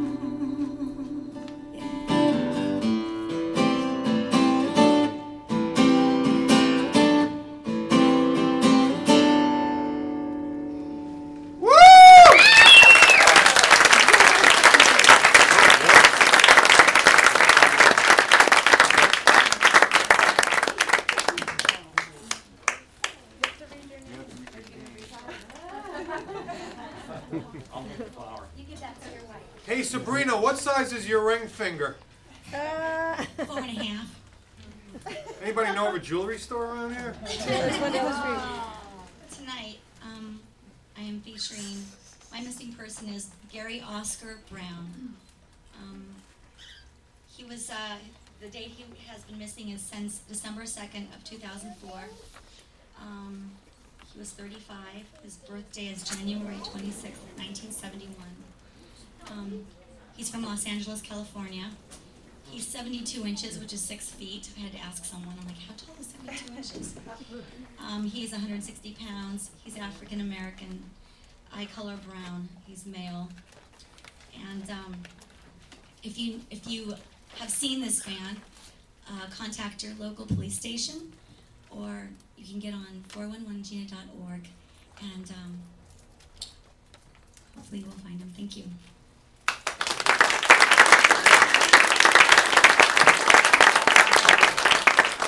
Sabrina and Rich. Sabrina, you just got a marriage proposal. I don't know if you're aware. Are you a rich couple? Rich? No, his wife is here. Okay. So, who just proposed to you? Was that Adam? Yeah, that's because I already proposed to Rich twice. He proposes to everybody. I mean, Adam, you need to simmer down. All right, this next singer-songwriter is our youngest GINA artist. She's a 9-year-old songwriting prodigy. You guys already know who I'm talking about. So she walks right up to me and she goes, "Hello, Suzanne Whang. I've seen you on television." I'm thinking, wow, who is this? So she started writing songs at the age of 6. She intuitively creates the melodic and lyrical hooks and instinctively works it out from there. She co-wrote the song she's going to do with Jannel. And she said if she gets too nervous, then her friend Summer will come up and join her. So this is her original song, Take a Look Around. Please welcome Raevyn Justice.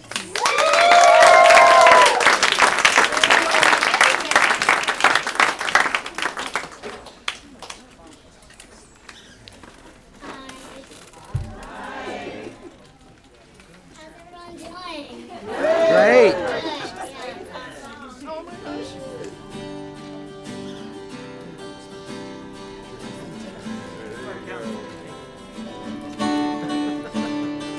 Take a look around, see what you see. Take a look around, feel what you feel. Take a look around, taste what you taste. Take every moment.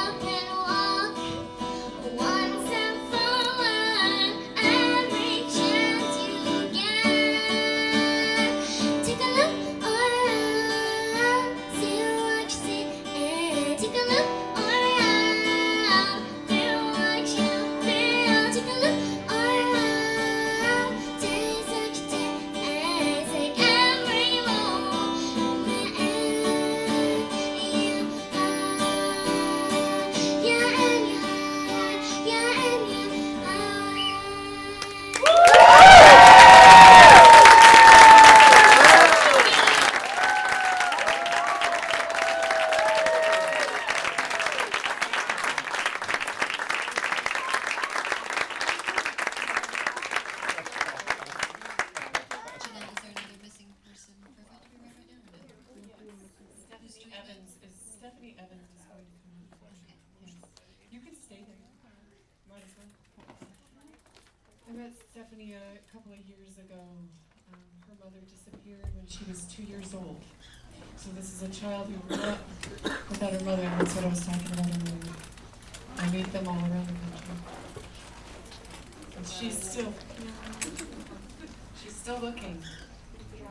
So can you come here and get the next My mom's name is Gloria Jean Baird, and she went missing in 1969 in December. And so I started looking as best I could without computers or anything, and would just call everybody I could, call your relatives and condos from your parents. And then over time, grew up, didn't stop looking, and I had a stack of papers that I had written to everyone that I could think of. So finally, I decided, I gathered the nerve. It's not easy to do, believe it or not, but I gathered the nerve to put the information on the internet. I don't know what scared me, but something did. And so finally I put it out there, and shortly after that, Jannel found me.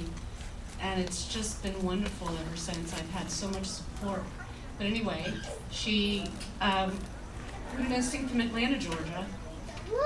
So good luck trying to find 1969, Atlanta, Georgia. She was last seen leaving a party with a few people. And I have since been able to put my DNA into CODIS. So I'm hoping to get some hits. I know it's kind of a sad way to think about it, but it has been quite a long time, but I am still looking. She, as I mentioned, it was December 1969. She was 23 years old. She was born on November 26, 1946. Like, I need to read this, but I'm nervous. So she was 5 feet 4 inches tall, 106 pounds. She had light brown hair, blue eyes, and she was a white female. So if anyone happens to have any information or wants to help, give GINA 411 a note or call your local police department.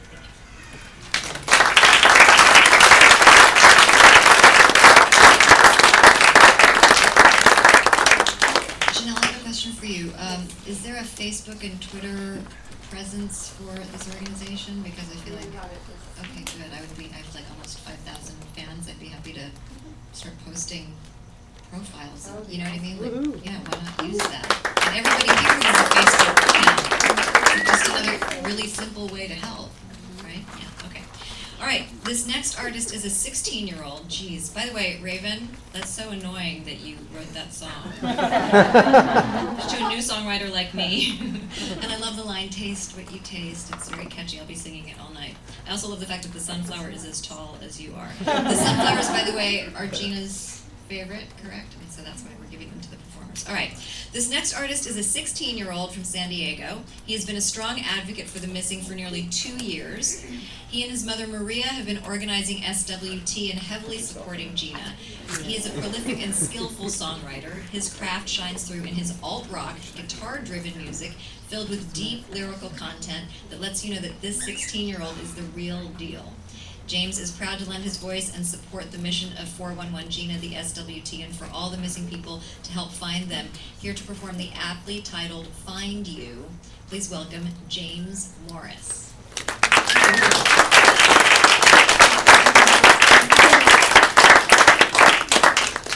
So many choices. Adam, which is your favorite? All of them? Did you pick one? A white one. Because I don't have 2, 4, 6, 8, and I don't have 14. Use one that's plugged in. Which one is that? There you go, right there. Yep. Works for me. I am not that short. So.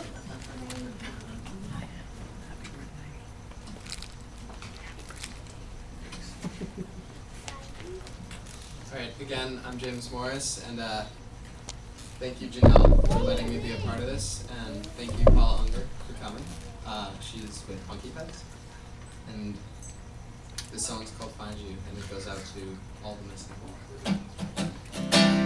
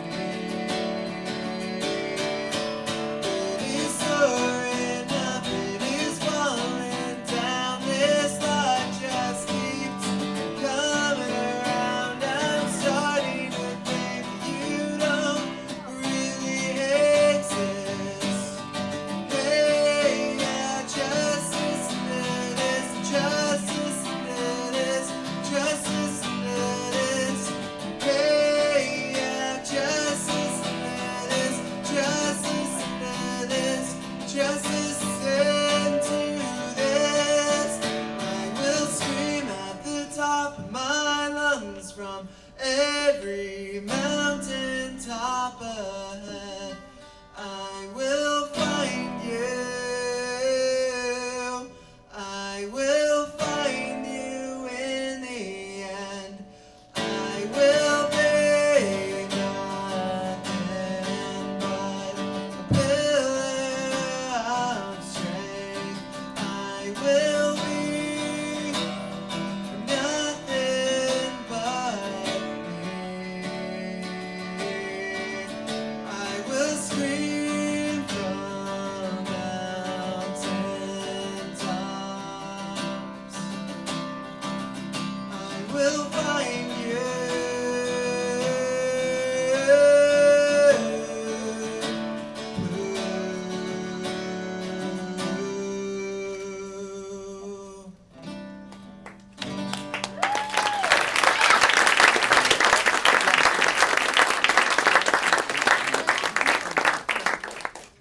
The missing person you should be looking out for is Mike William Negrete. Nickname is Mike. He's been missing since December 10th, 1999. He was 18 when he was missing, born in 1981. He was missing from here in LA. He's about 5'8", 130 pounds, brown hair, brown eyes, and he's a white guy. Thank you.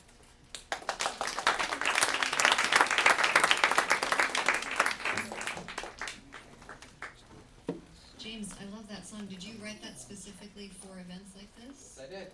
That's fantastic. Give it up again for James. Hey. So, this comedian turned songwriter connected with GINA while filming 800 CDs the movie at a Tim Sweeney Music Strategies conference. It was then he decided to include missing persons in his film. Many of the missing profiled in the film have been found. What a great idea. Chris is a hopeful romantic with a wry sense of humor and a knack for using self-deprecation and vulnerability to weave stories about the hazards and frustrations of love. And something tells me he went to Tufts. I'm really looking forward to this. Please welcome Chris Valenti.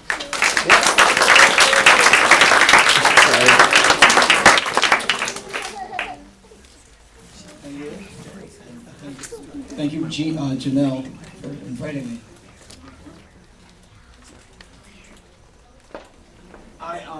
I couldn't wait the other day when I heard that Ed and Elizabeth Smart were going to attend.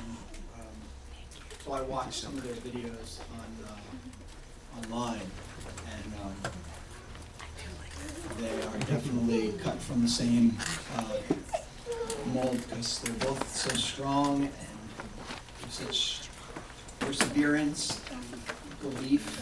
They're very inspiring people, so it's an honor to be here at an event with them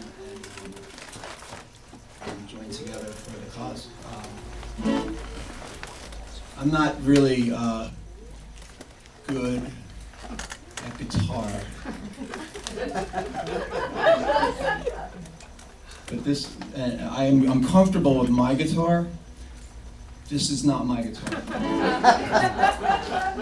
What kind of guitar is it? But it has the dots on it, so I can't do it.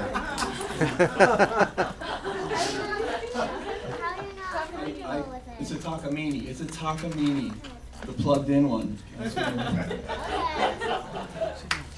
I don't have. I know I'm going to spoil the mood because I don't have a lot of. Thank you. I don't have a lot of sad songs that I've written. Thank you. So I guess I've been kind of lucky. I do have sad songs, but they all have curse words throughout. So I won't play those. So I'll play a happier song. Chris, all of your songs are sad. They're all sad. Your love life? They're all about my love life, exactly, which is missing as well. And so I chose a song that sort of is the closest I've come to having someone and then losing them and looking for them. This is sort of my closest thing to looking for someone's song. So this is that one. But it's let's see, here we go.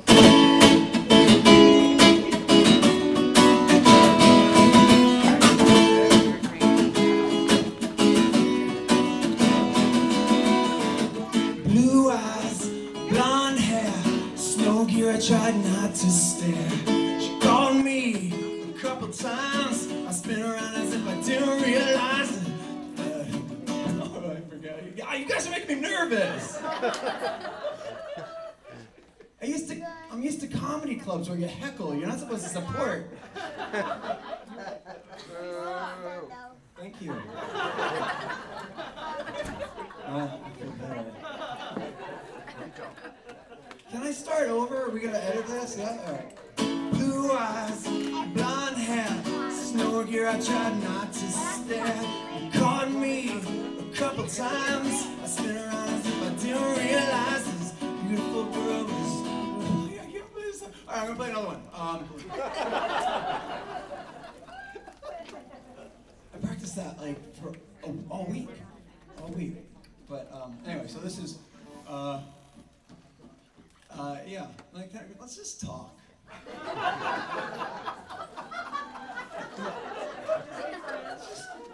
don't want to just be friends. I always hear that. All right, I'll do a different song. I don't think I'm gonna get through that one.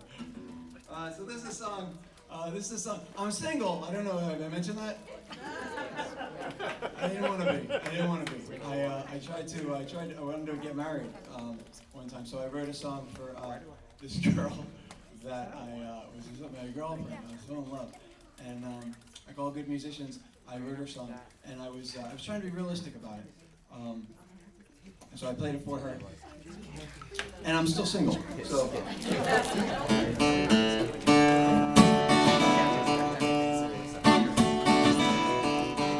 Stupid little 3-year-old girl there did fine. What is going on? You know, Raevyn, you are what I hate about myself. All right?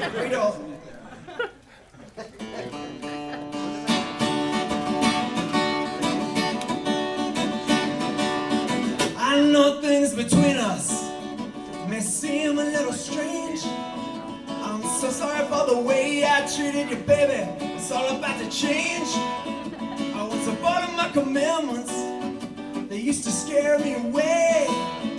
Watch me get down on my knee, girl. Listen what I have to say. I'm asking you to be my first wife. I wanna be with you the first part of my life. I'm asking you to be my first wife. Let's be together till this feeling subsides.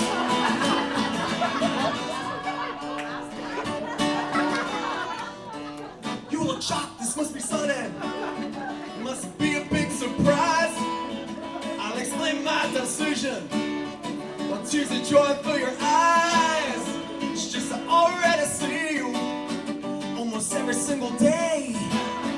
So I figure if we're married, what difference would it make? I'm asking you to be my first wife. I wanna be with you the first part of my life. I'm asking you to be my first wife. Together till our differences collide. The prenup rules are all drawn up. You get the kids as long as I get the truck. So please, baby, say yes, I can't wait. Next 2 or 3 years are gonna be great.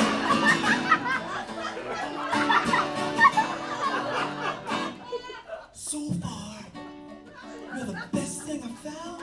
I'm gonna be married. Turn that brand upside down. Why don't you go ahead and practice saying yes I do? Don't you realize what has happened? All your dreams have just come true. I'm asking you to be my first wife. I wanna be with you first part of my life. I'm asking you to be my first wife. If you get sick, I'll stay the whole time till you die. I'm gonna be forever yours, at least until I start to get bored. I'm gonna be in love with you until I meet my wife number 2.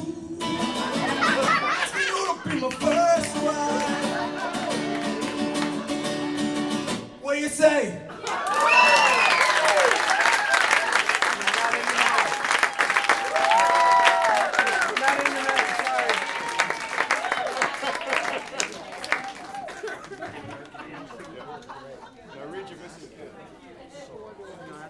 That was a lot harder than it should have been. Let's see, I'm the missing person that I am profiling tonight has a name I cannot pronounce. This is just my luck. Newman Cananigo Habana.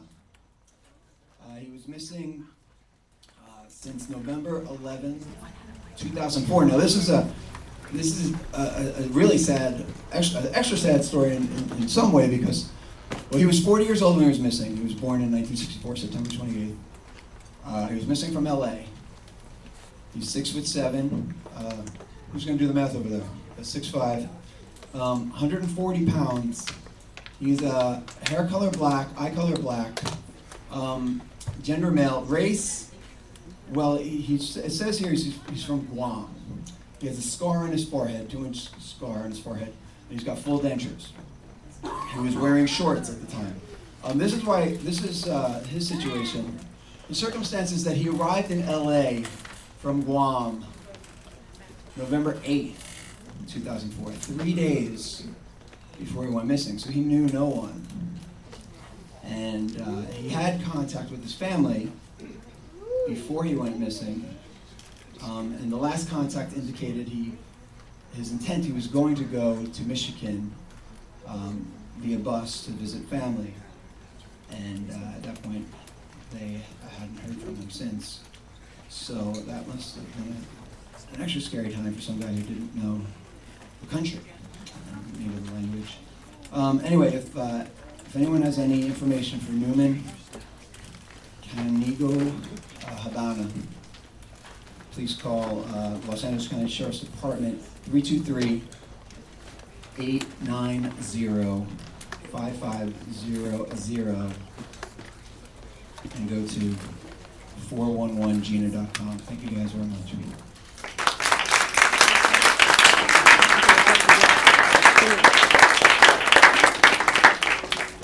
We have a very, very special guest here tonight.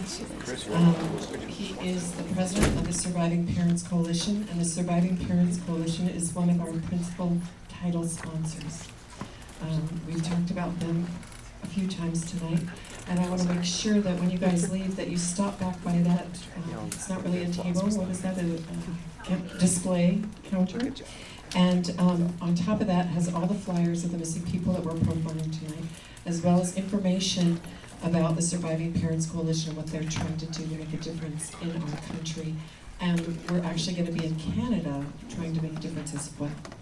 So this man is one of the most wonderful fathers that I think I've met. When I'm a father, I want to be just like him. I want to grow up and just be that man.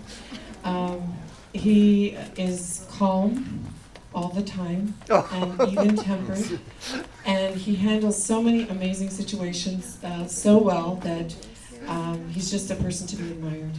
And I want to invite Ed Smart to come up here. I'm so happy to have him, and so busy, so we are so lucky.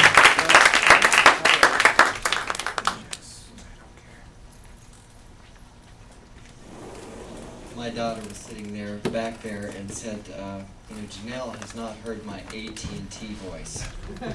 I don't know about you guys, but when you have to call on telephone bills, you tend to get a little elevated. Anyway, AT&T has brought that voice. For parents that are here, like Mika and others, when a child goes missing, it's a hard thing. It's a very hard thing. And the fact that this event helps to reunite families together is basically where miracles happen. So thank you so much, Jannel. As I said earlier, I had a chance to meet her about 2 or 3 years ago, and she currently also serves on the Surviving Parents Board and is incredibly active. Incredibly, and thank you so much. As you start looking at the pictures on this side, I know most of these children over here. I know their parents, and I know what they survived through.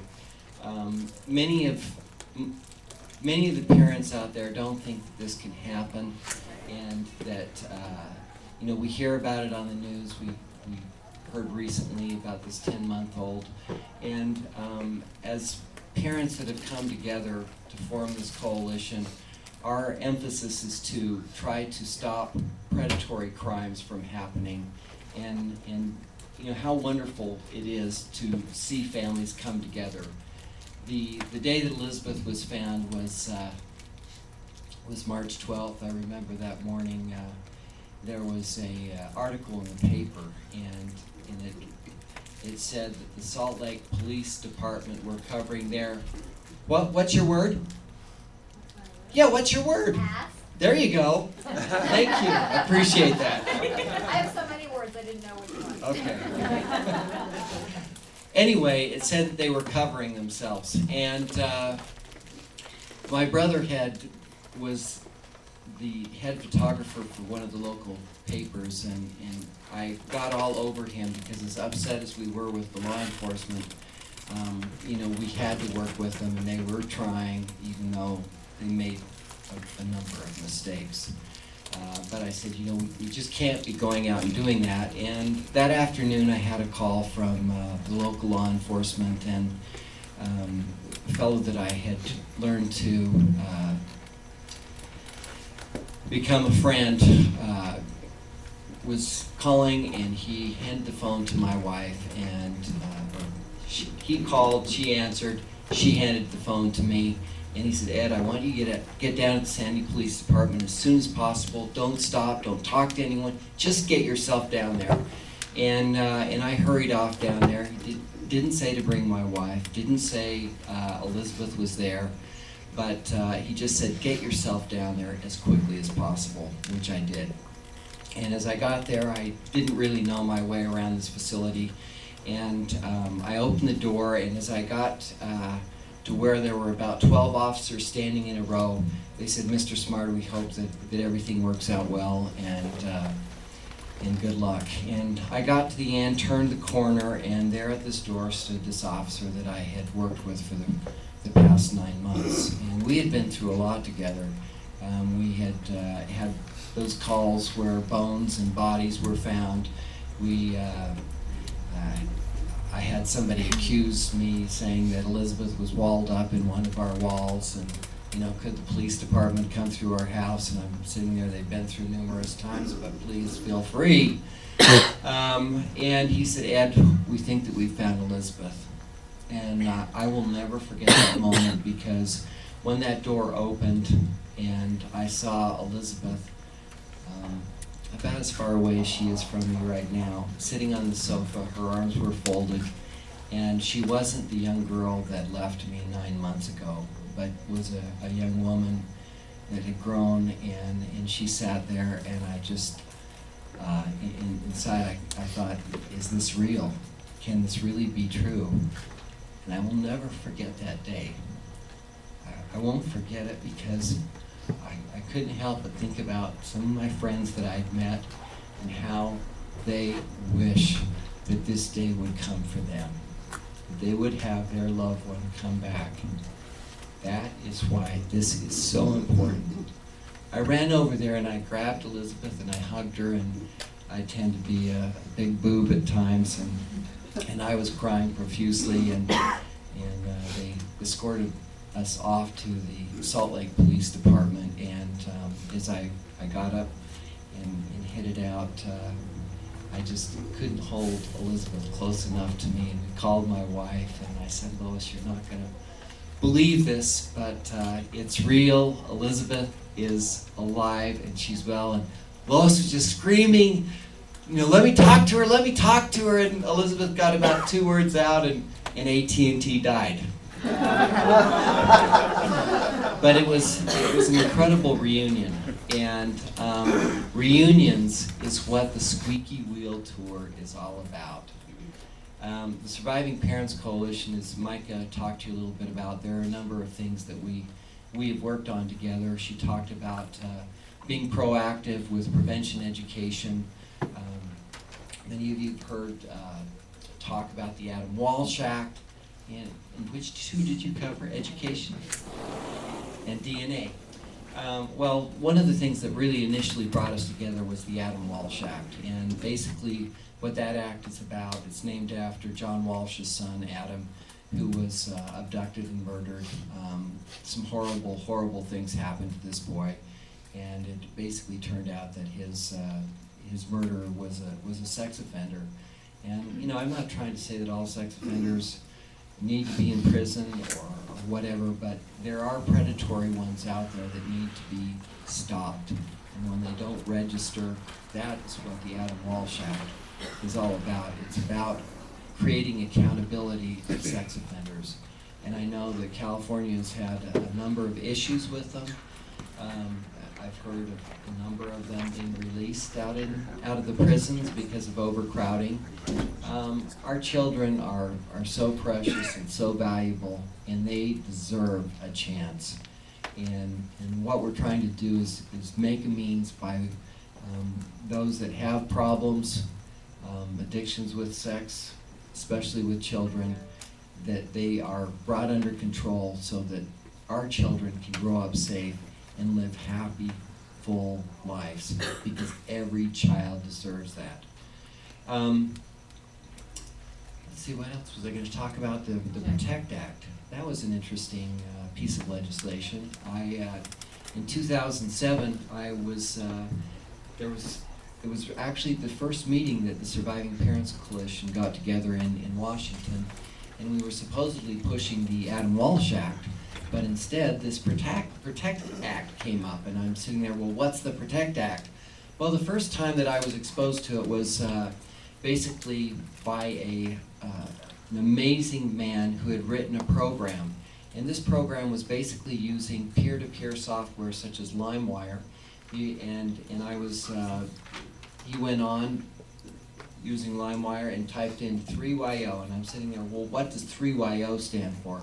And he says 3-year-old, and up pops this horrible graphic list of child pornography. And you know, child pornography, you think of maybe a naked person. Well, when it comes to child pornography, they're not naked children. They are children being tortured and horrible things happening, and they do not deserve that. Needless to say, it was a long haul for the next year pushing this Protect Act. It was called the Protect Our Children Act of 2008. And it happened amazingly to pass in October of 2008. If you recall, that's when our economy and everything went to the handbasket. But it did pass, and we have been working very hard to try and make sure that funding is out there. Every state has what's called an ICAC. That stands for Internet Crime Against Children. And there are task force under, you know, sometimes under the Attorney General, sometimes under a different law enforcement agency. But these men are out there saving children. And the importance of it is basically that 1 out of every 3 investigations can recognize a child that potentially can be taken out of harm's way and given a chance for life. And to us, it is one of the greatest saves out there, and we strongly support the Internet Crimes Against Children's Task Force. When I first heard about it, I thought about what Elizabeth went through for 9 months, and that was truly a living hell. And I thought to myself, how much worse could that be if that child was having this happen within their own family? How could they ever think that they could escape? And that is so difficult. So to us, it is truly one of the greatest saves out there. There are thousands of children that need to be saved, that for some reason in our country we don't find it significant enough to put the effort and the money in. And in the next week or two, you'll see a PSA of Elizabeth and one of her friends asking Congress to help put the money where it needs to be. There needs to be a priority on our children. They are 100% of our future. It's really great to be with you here tonight. Thanks so much for coming out. It's amazing to hear the amazing talent that is in this group and in the support from the community. It is everyone caring that helps to bring these people home. And I can tell you, it's the greatest feeling in the world to have your child come home. The missing person that I'm profiling tonight, her name is Fanya Ray Harris. Nickname is Twink. She went missing on July 18th, 2003. She was 30, date of birth September 13th, 1972, from here in Los Angeles. She was 6 feet 2 inches, 120 pounds, brown hair, brown eyes, female, in black. You know, one thing that I want you to think about is that, you know, it really doesn't matter what race, what gender, anything about the person. Every person out there is special and deserves to be found. And I hope you'll remember that and go on GINA, or 411gina.org. Look at the faces of those missing. I know a lot of these faces up here.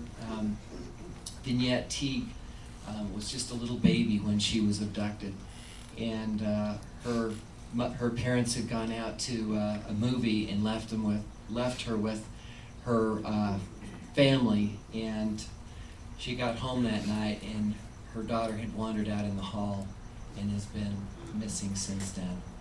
But these faces are faces that parents have been looking for years, and with your help we'll find them. Thank you so much, Jannel. It's an honor to be here with you, and it's great to be with all of you here. Let's all make a difference. Thank you.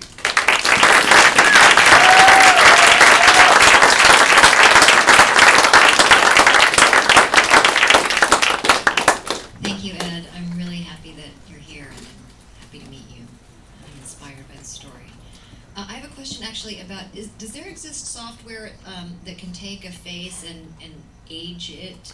You know, that's what you're seeing out there is here? the age progression. The National Center has done a great job That's in doing great. that. That must be really helpful. Excellent. Okay. Oh, I forgot to mention from some of our previous amazing performers, James Morris's website is jamesmorris.com, and Chris Valenti is chrisvalentimusic.com. Is Chris still here? I'm really glad that you forgot the first song, because the second song was so freaking funny. Hey, Adam, did Sabrina accept your marriage proposal? I'm working on it. Okay, so maybe your first wife is actually here. Chris, just ask around. Humor can be an aphrodisiac.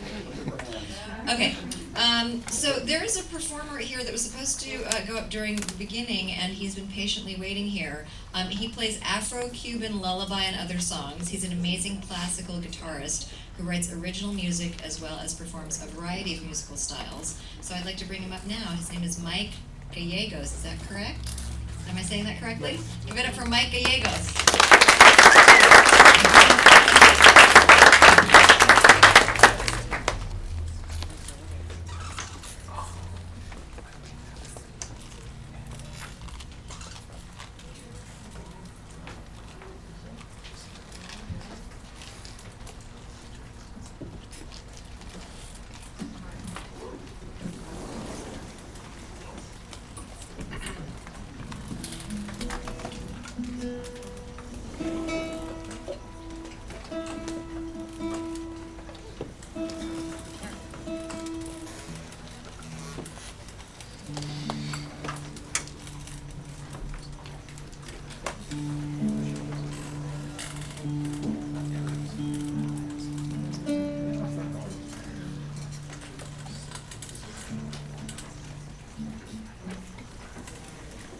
Just want to thank Jannel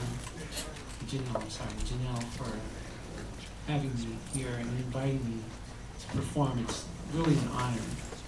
I'm going to play a piece by Leo Brouwer, who's a Cuban composer, and the title of the piece is Afro-Cuban Lullaby.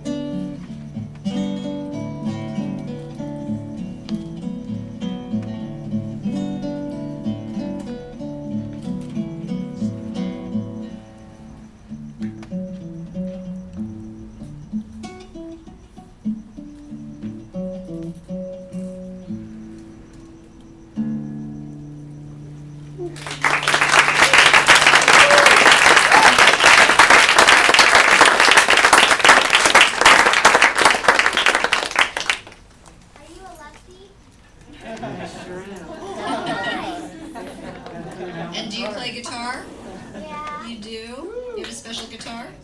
Thank you, Mike. Yeah, do you have a special guitar? What is your name, little girl talking? I'm up here. Oh. Alyssa, and you play left-handed guitar? Well, not left-handed, right, but I haven't learned it that way. Oh, you did? Do they not make left-handed guitars? Well, I've never seen one before. Let's get one for you. I think you need it. You know, you're okay? Okay. Yes, you are very good with what you have. Thank you, Mike. That was beautiful. Okay, now I would like to bring up to the stage an award-winning showbiz journalist, media expert and coach, speaker and author of Interview Tactics, How to Survive the Media Without Getting Clobbered.